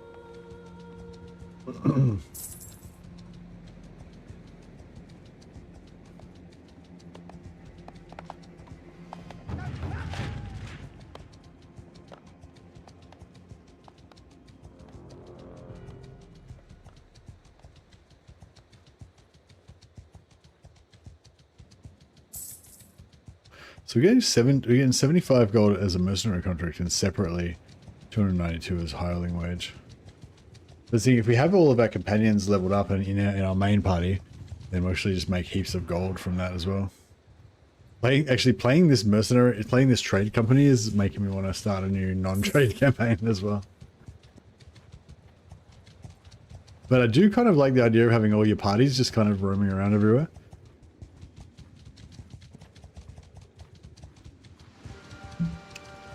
If we can just make ourselves a quick response army that can go around and protect them all, I think it'll be really cool.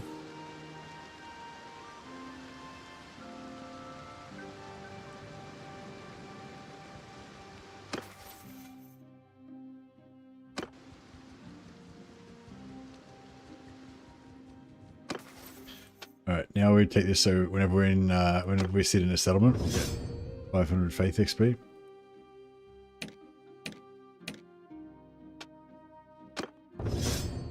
She's starting to level up.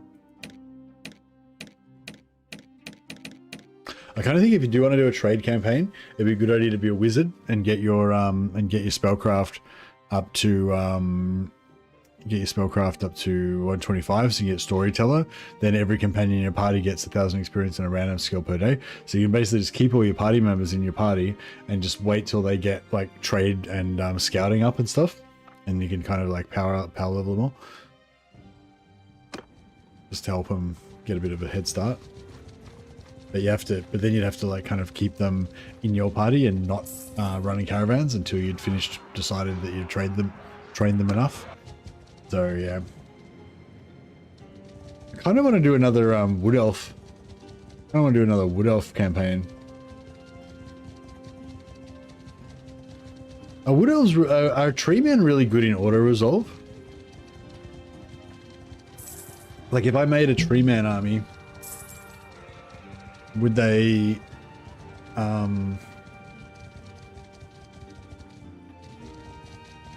you know, be really tough?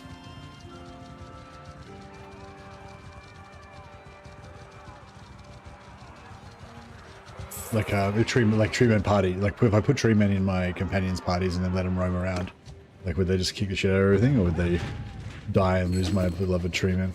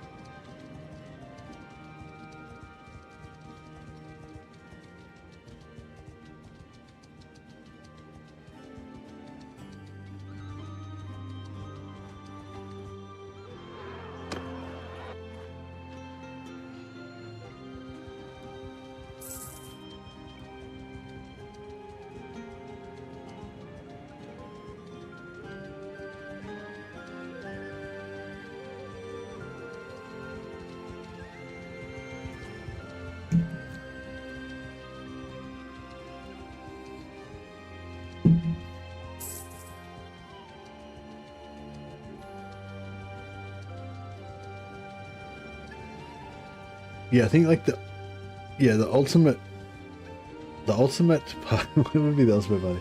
Ultimate party would be play as an elf merc, a wood elf. Yeah, play as a wood elf merc, and get 20 vampires, which you could like cure them of their vampirism and turn them into basically wood elf dark sorceresses that would just nuke the crap out of everything, and then use that ability to kill heaps of stuff really fast all the time to recruit heaps of tree men, and just have an army with like shitloads of tree men and like 20 vampire heroes that nuke everything instantly, and then and you take healing, so you can heal your tree men, and also the tree men would be able to tank the damage from the dark magic, from the chill winds. So you'd be able to like have your tree men like riding into battle, like smashing everything. You'd be chill winding on top of them, but the tree men wouldn't care because they've got so many hit points they just don't even die from it. And yeah, that's probably one of the most ridiculous builds that I could think of.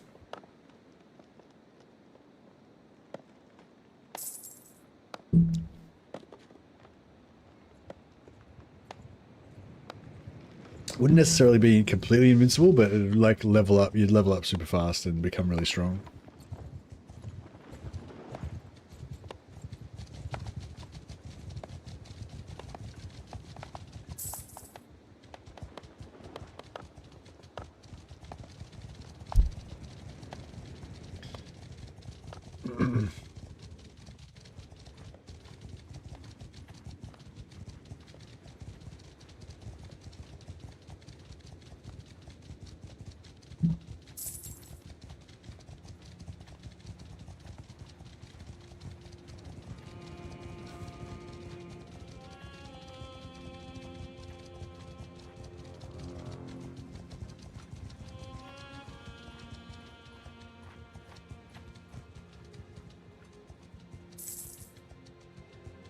How we got on 16,000.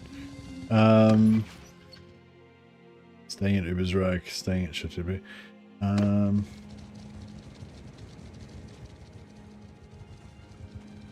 Well, I guess as soon as we get some money, we can rescue one of these guys and...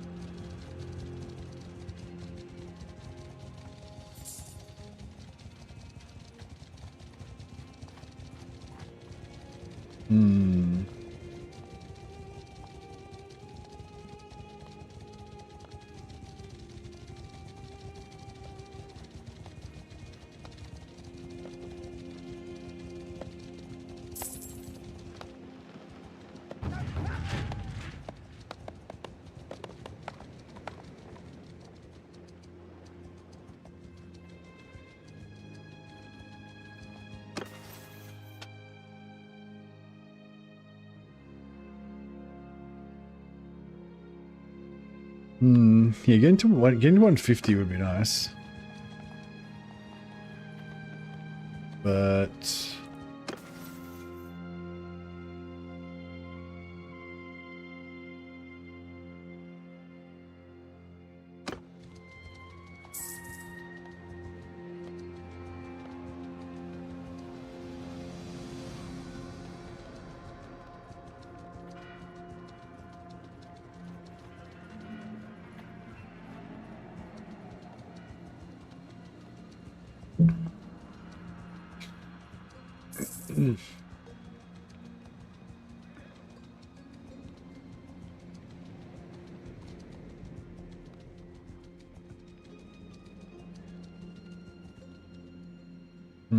So we've got 2 caravans rolling around pretty good at the moment.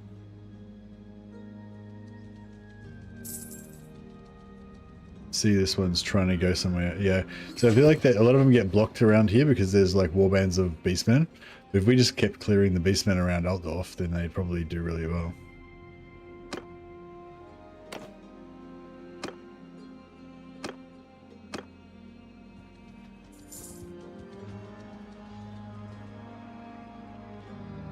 Maybe. Oh yeah, this has gone up fucking shitloads since we checked it last.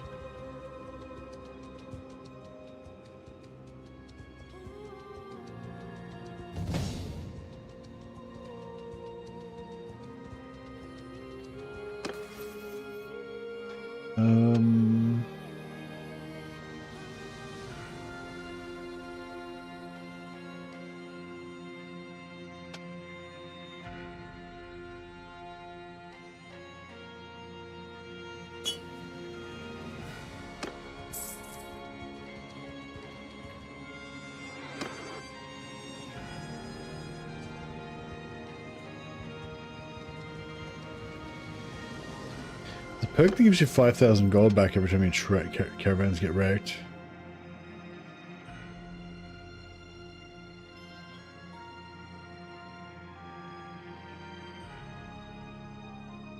Yeah.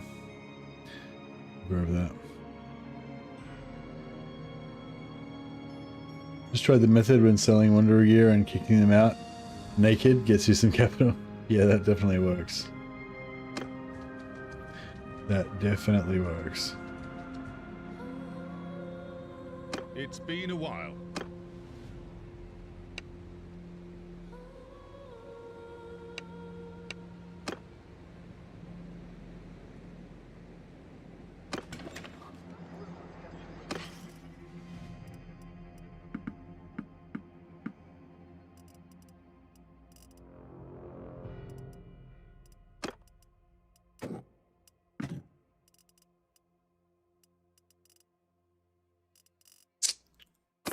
I really need to sell some beer somewhere.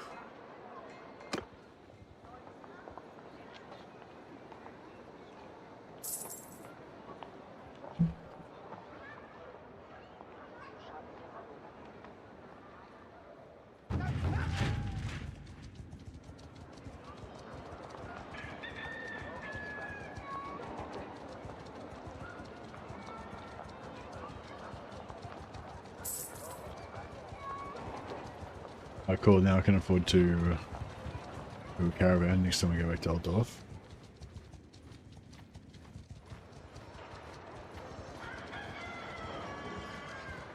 Yeah, sorry, I'm a little bit... I'm waning a little bit, I think, guys. But yeah.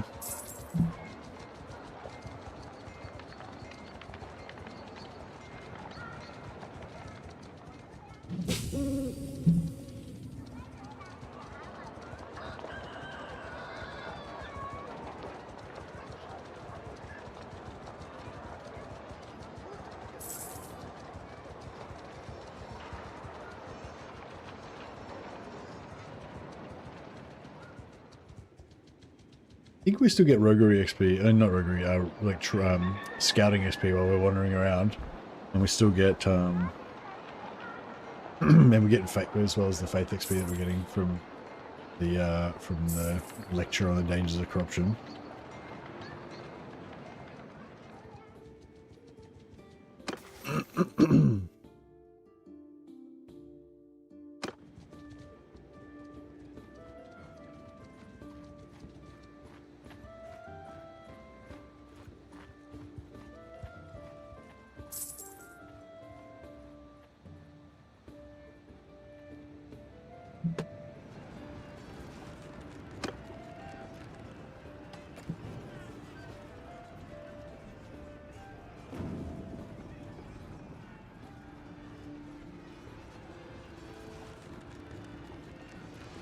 Yeah, I don't know. I feel like maybe if we fought more, we might make more money and then be able to just trade, you know, make more trade stuff. Like, that way.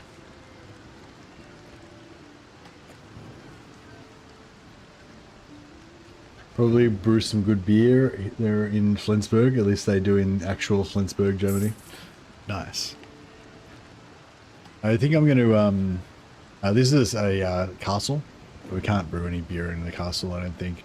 But we can go back to Altdorf and see what they've got there. Maybe buy an enterprise.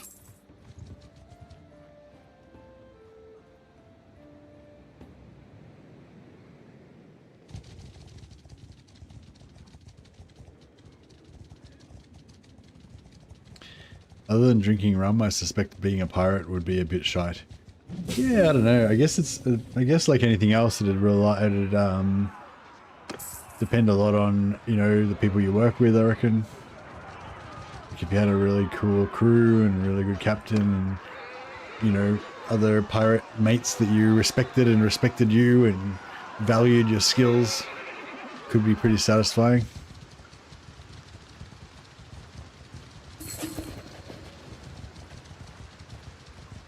That's the real key, you know. It's not so much about the loot, it's about whether you find a place where you've got your unique skills can shine and you can, you know, having a pet parrot or a monkey would be nice. That's true. You don't necessarily have to rob people in the high seas to have a pet parrot or monkey, though, I don't think.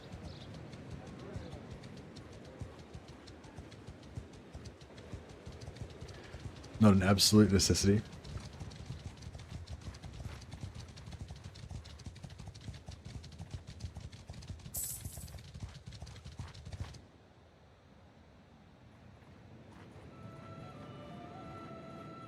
I'm looking forward to the new noble. What's the new class for the Empire going to be? Like nobleman or something like? Well, yeah. So I think there's gonna be an Empire nobleman or something, some sort of new career for the Empire that you can potentially use to represent a Reichsguard or a Empire Knight. Yeah, I think it might be Empire nobleman or something.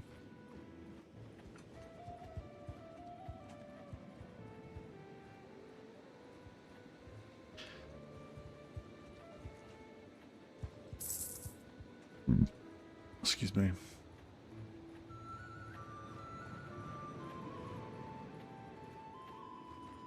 It'd be good to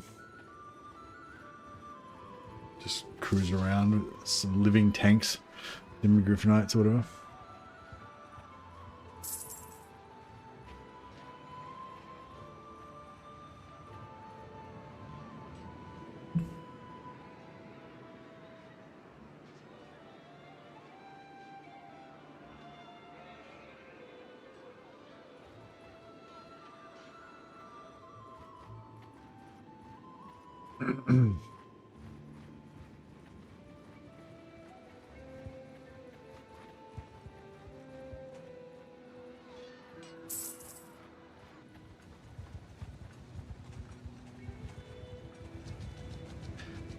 I still want to do the elf version of this,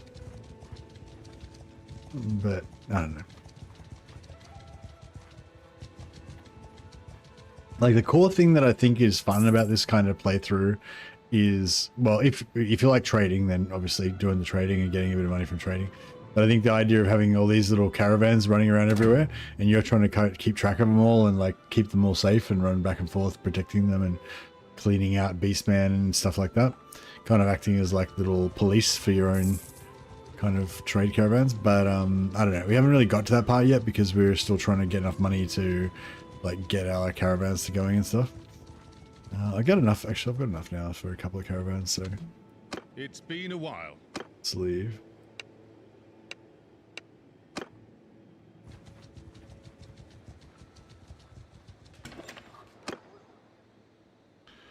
Jonas the Witch Hunter. All right. God, wine here tastes.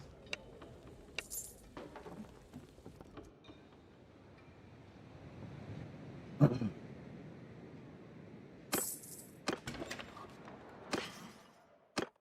right, we'll get rid of his Witch Hunter hat. Too obvious.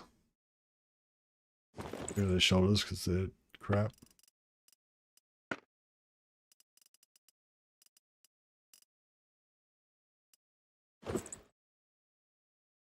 There we go. This armor is actually pretty good. I'll just let him keep that armor. Alright. It's just a common merchant as far as anybody knows.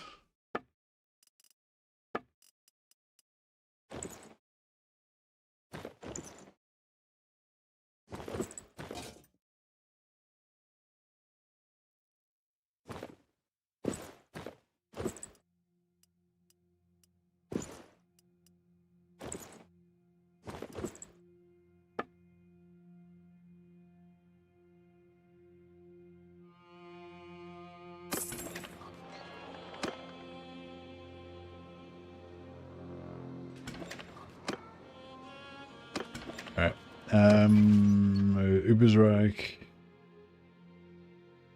Chateau DP. Alright. Ubersreich.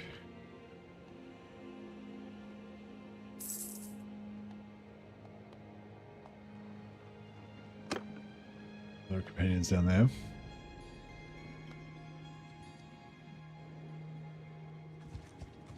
The past gets romanticized a lot. Yeah. Living with like lots of disease and bad food and various discomforts, that wouldn't be the most fun.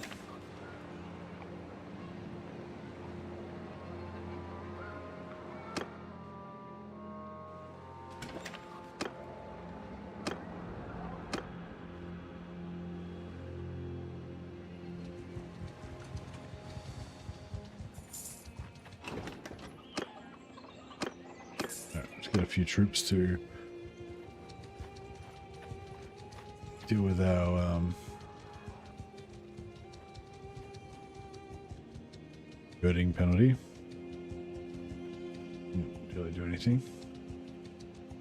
We're gonna get rolled before we get here.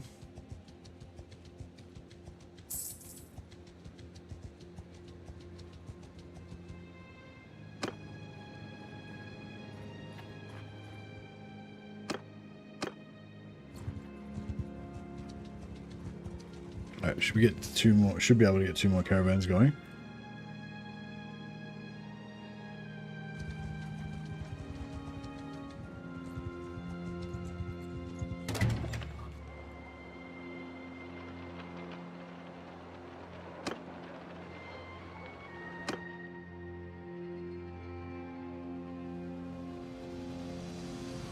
It's been a while.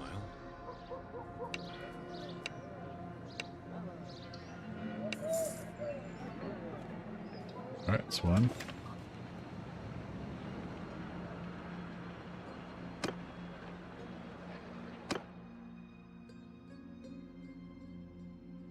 It's been a while. Get a more expensive one. Cool. Alright, so 2 spare companions, both running caravans.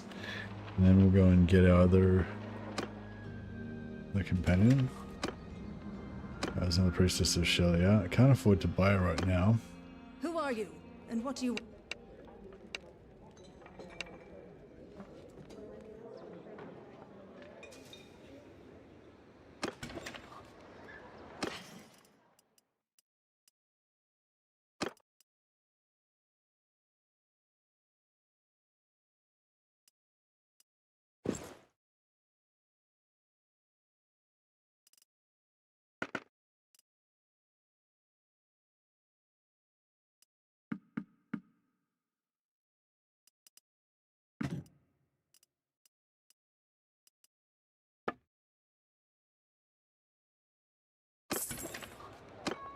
I kind of want to hire this companion, but I don't have the 10,000. Trying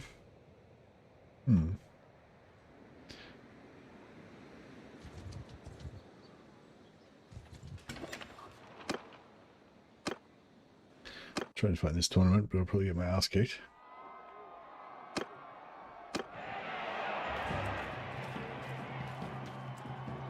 Whoa. Who's that guy? Oh, this Emperor Karl Franz. Holy shit. Look at this dude who's just absolute Chad. He's gonna execute everybody.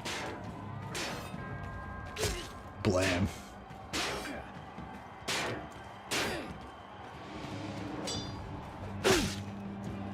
Oh shit. It's Karl Franz. I just hit him. Did like no. I just tried to kick him. I just kicked him again. Didn't even stun him at all. That's it. There's no stun. Doesn't care.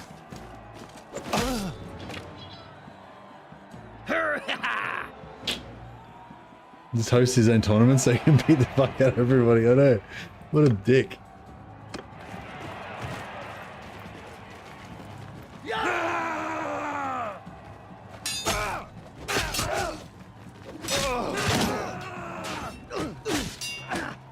Like, we don't even do anything. Karl Franz is gonna kill everyone anyway.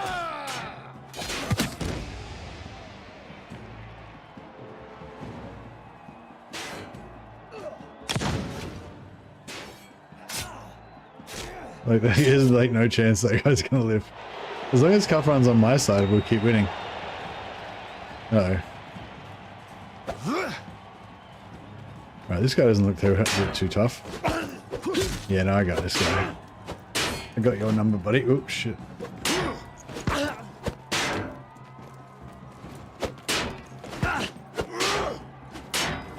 Oh, shit.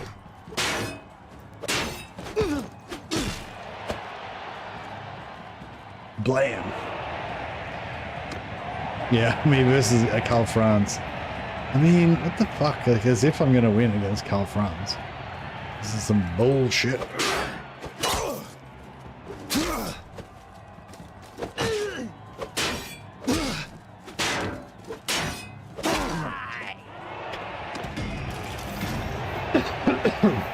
Oh.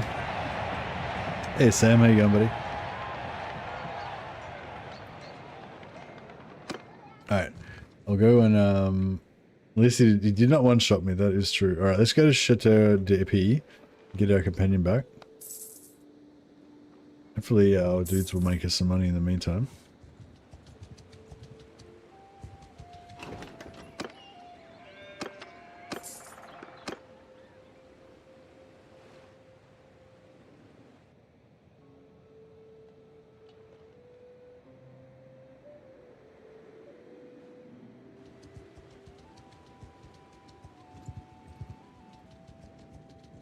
Just gonna keep hiring some more guys so we can get rid of that herding penalty.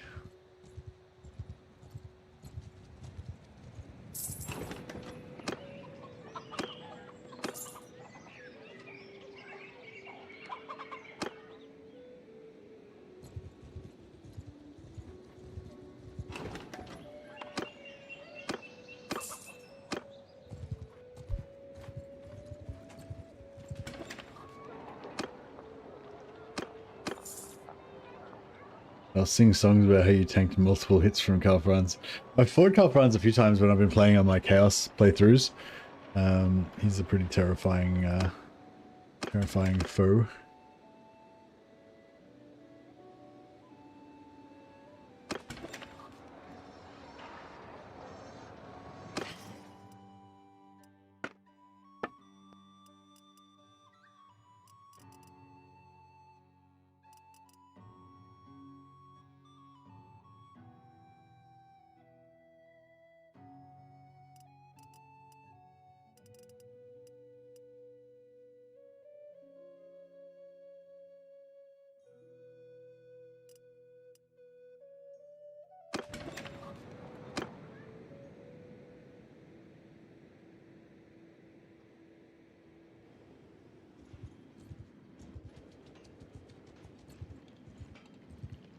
Seem to be making some money okay so far.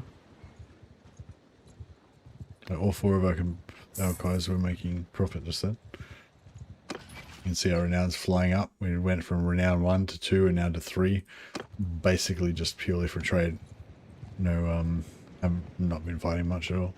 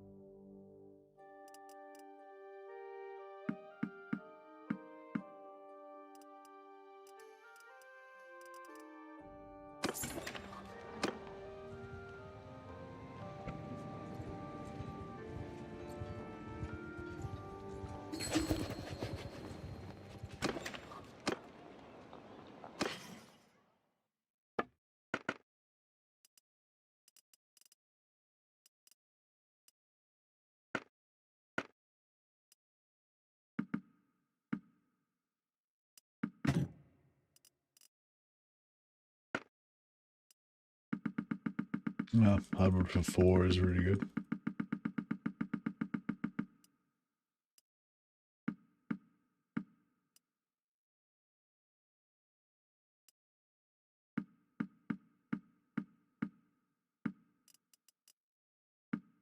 Ooh, 47 is pretty good.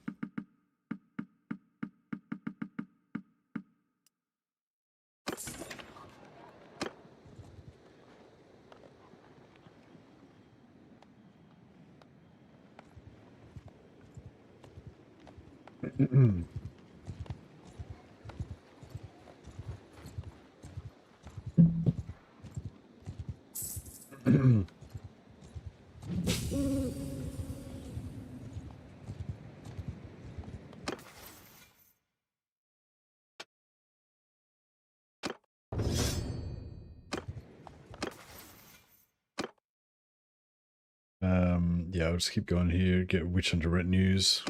That's probably the main thing about Witch Hunters. They get like they get tier 9 special infantry. So they're probably really good in auto resolve actually. So they might be really good for this playthrough actually.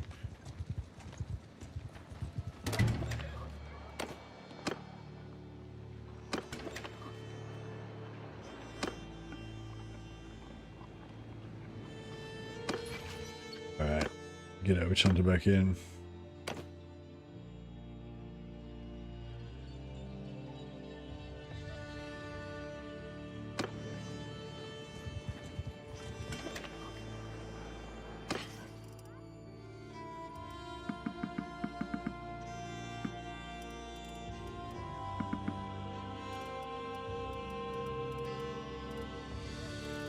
There's some beer we can sell. Breeder. Olive thinner, I know.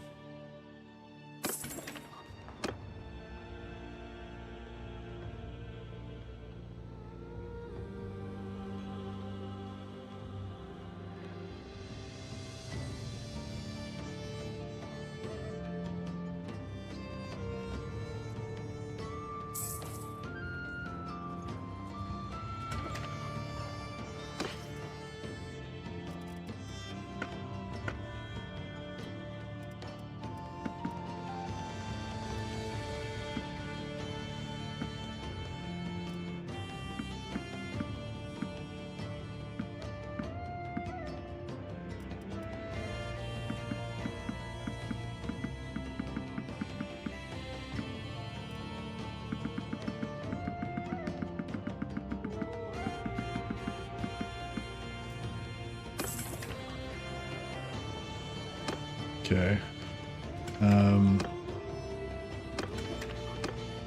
I reckon a Priestess of Shalia would be alright as a caravan leader potentially as well.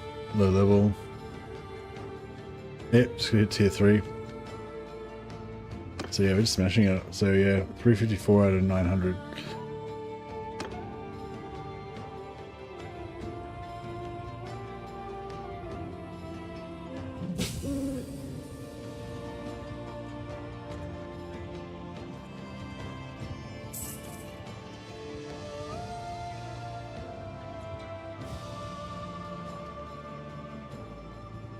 Excuse me.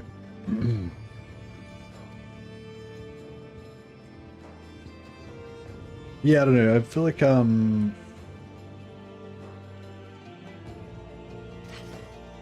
okay, so tools 200 is pretty high. Beer 100 is pretty high. But not all of these prices are high. That's pretty high, that's pretty high. Alright. So what's that give us? Minus 25,000.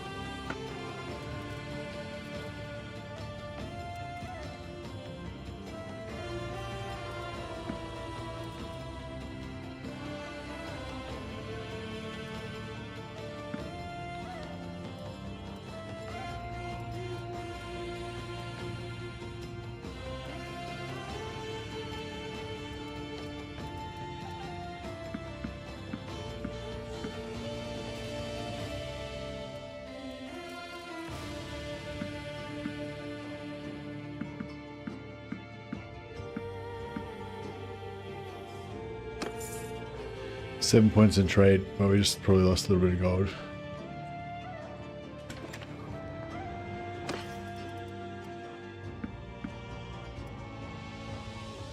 Maybe not actually. Oh dear lord, my vampire companion just killed 64 of my infantry with a spell. It's because you need infantry that are tree men or minotaurs, so that they can't be killed by your own spells. That's the trick to it.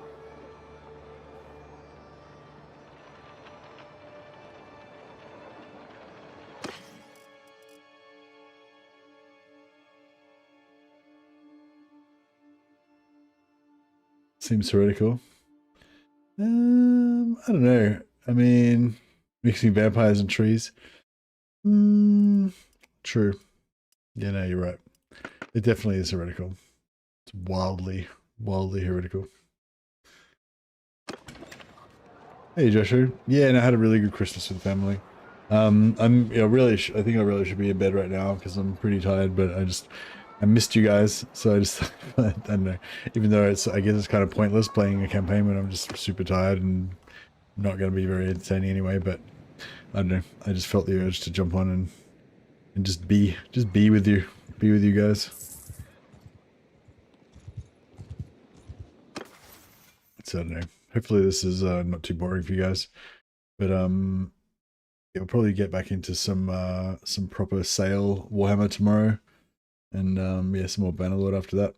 When I say tomorrow, I mean like, you know, as soon as I wake up, like probably a few hours from now. Hey Felix, Merry Christmas, glad you're on. Always enjoy the stream. Oh, that's great.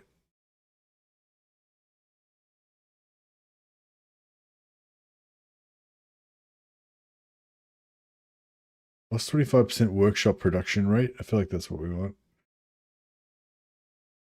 We're going to get some workshops going soon. It's great, but you need your sleep and the cats might need feeding. Yeah, I know. I don't know if I'm better off creating a workshop so that I get more money and trade, and then I can use that money to, you know, buy more companions to get more, you know, or if I'm better off. Well, I think at the moment we're fine with renown because we've already got more companions than we can afford to buy. So the best thing to do would be to go and create some workshops, maybe. What would be the best workshop to create in Altdorf? I guess we'll go there and check it out.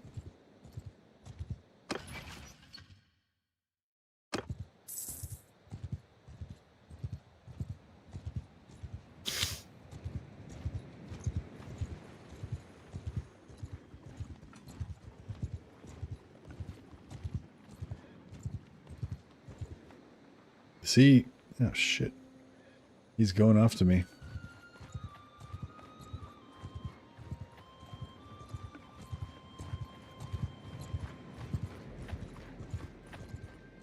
Alright, as long as we don't get caught in by somebody coming the other way. Should be able to sneak through here.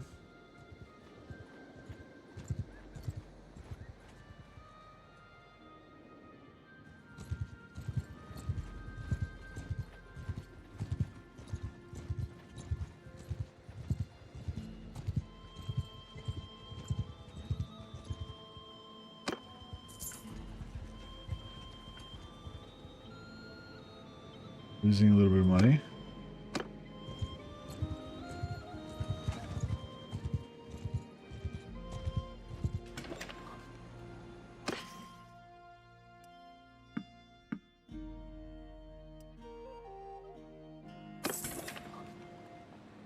Alright, so yeah, should I try? So what do we got? So sorry. So Fredheim, Kaldak, and Hockloff.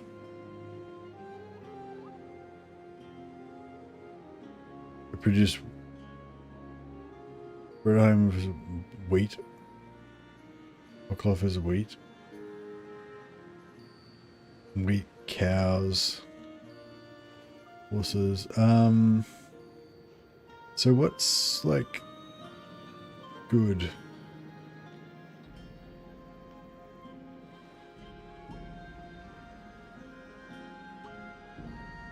So to make an Eldorf, I guess we should make beer.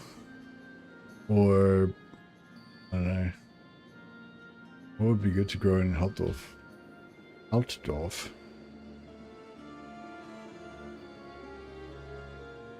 I mean, what sort of workshop would be good to get in the workshop in Altdorf?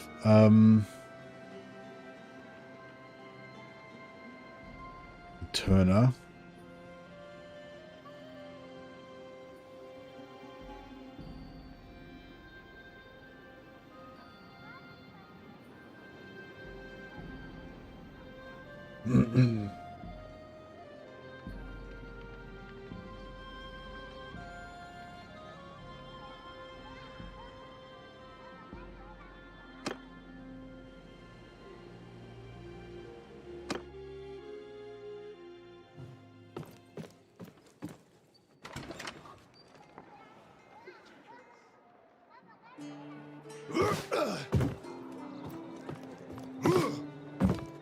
Alright, so there's a brewery, a tanner, and a wine press.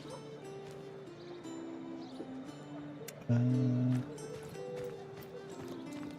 know.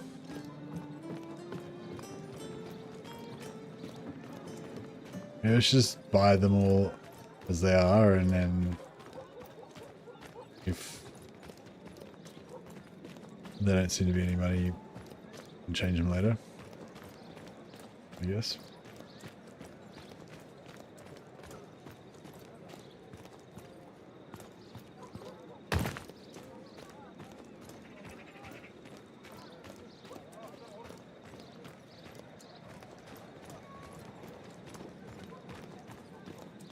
But yeah, I think if you buy these if you buy these merchant buildings in town, you actually get trade skill from them just doing their operations.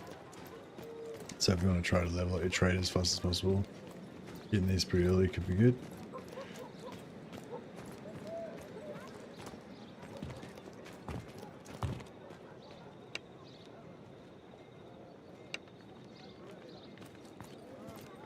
Alright, gotta go talk to the owner, Poxy Dirk. You should be sitting around somewhere looking like the boss. Oh,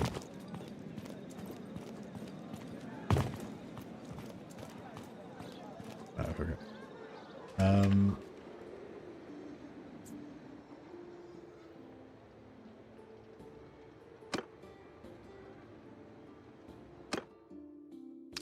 Powerful gang leader. Yes, you need something from...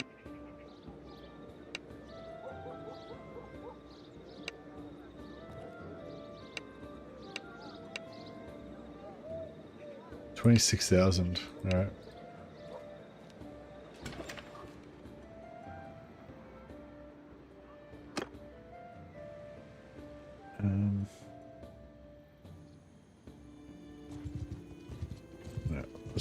I'll join Kafran's, get him to pay me some wages for a while. It's been a while.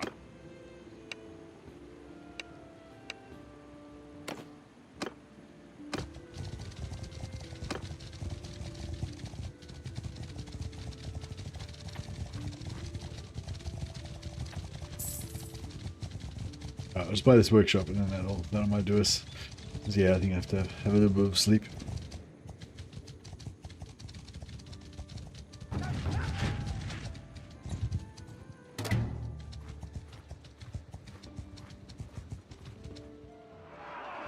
Yeah, we need to... What the fuck?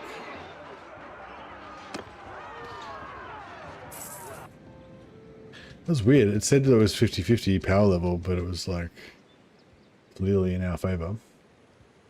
But yeah, see how this our thing here is getting blocked by this 80-man party, but eventually they move away and then they get past. But if we stood here and just killed all these 80-man beastman parties blocking that bridge, I reckon our caravans would, you know, be killing it.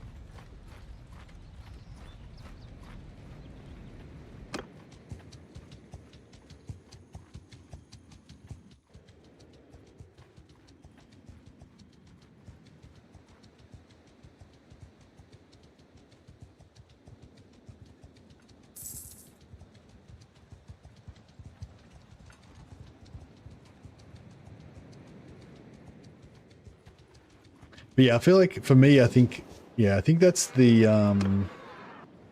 maybe that's the way of like enjoying trade campaigns into the mid and late game or whatever, is like actually just, you know, like getting heaps of them all coming out of one central hub city, and then me just sort of hanging around there and like protecting all my trade caravans and monitoring where they will go and stuff like that. Hey Mercy, did you see the Games Workshop revealed a new model for Huron Blackheart? No, I didn't.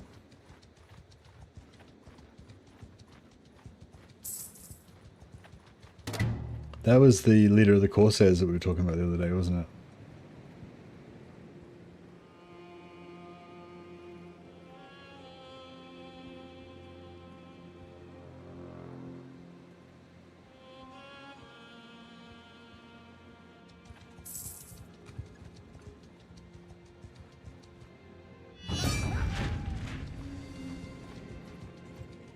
Yeah, cool.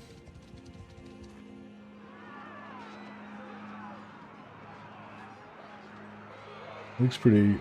It looks pretty cool. I don't know if I like his axe though. It looks a bit. I don't know. Like.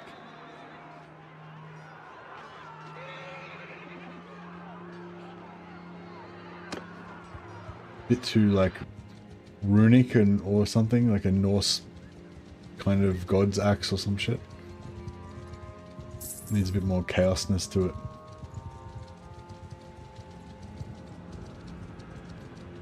I like his little creature though. We will trample your puny body beneath our hooves. Yeah, you'll get smashed. Karl Franz is invincible. None can stand before him.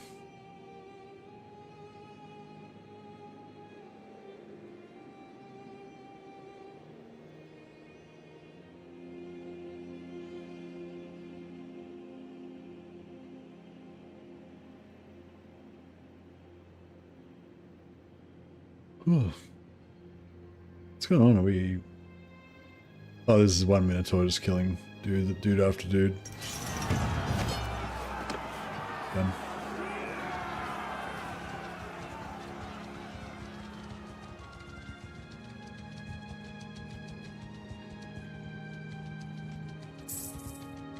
$26.4k.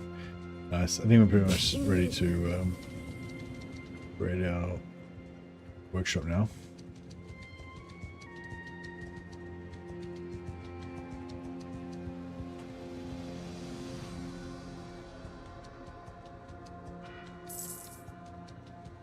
Cool. Alright, that'll do. It's been a while.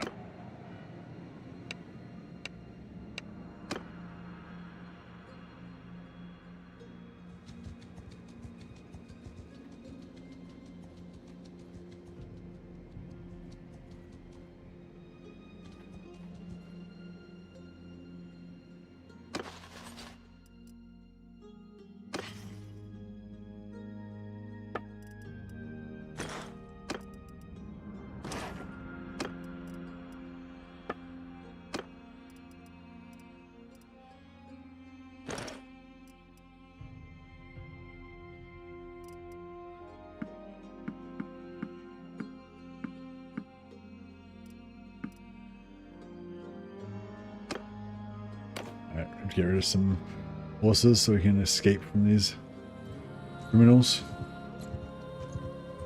Oh, actually, I could have just paid them off. I just paid them to leave us alone, but...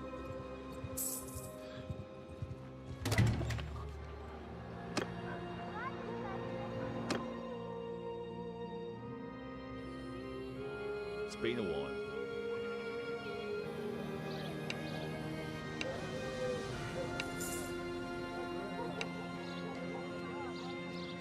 Okay, cool. And then, I don't think I really need to change anything.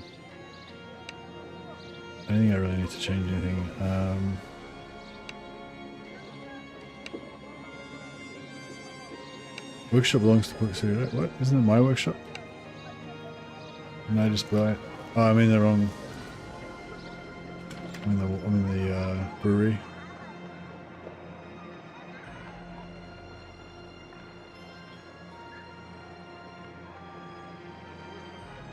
Oh fuck it, whatever. It's cool. We've now got a wine press, so it's going to hopefully make us some money, make us some merchant trade skill.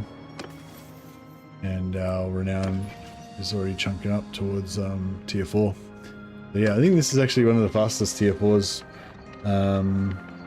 going for trade. It'd be faster if you just blacksmith to get money at the start and then use that to buy your caravans really quickly. But yeah, like I said, I feel like the trade isn't as satisfying if you do blacksmithing for money, so probably recommend no blacksmithing whenever you do trade. You know, some people would probably recommend never do blacksmithing ever. I don't know, I really enjoy blacksmithing, sometimes with restrictions, sometimes with no restrictions. It just depends on how I feel in the day. But anyway, alright guys, well, nice to see you all again, and I'm going to go get some rest, and I will be back as soon as I, probably just about as soon as I wake up, probably. I'll catch you guys tomorrow.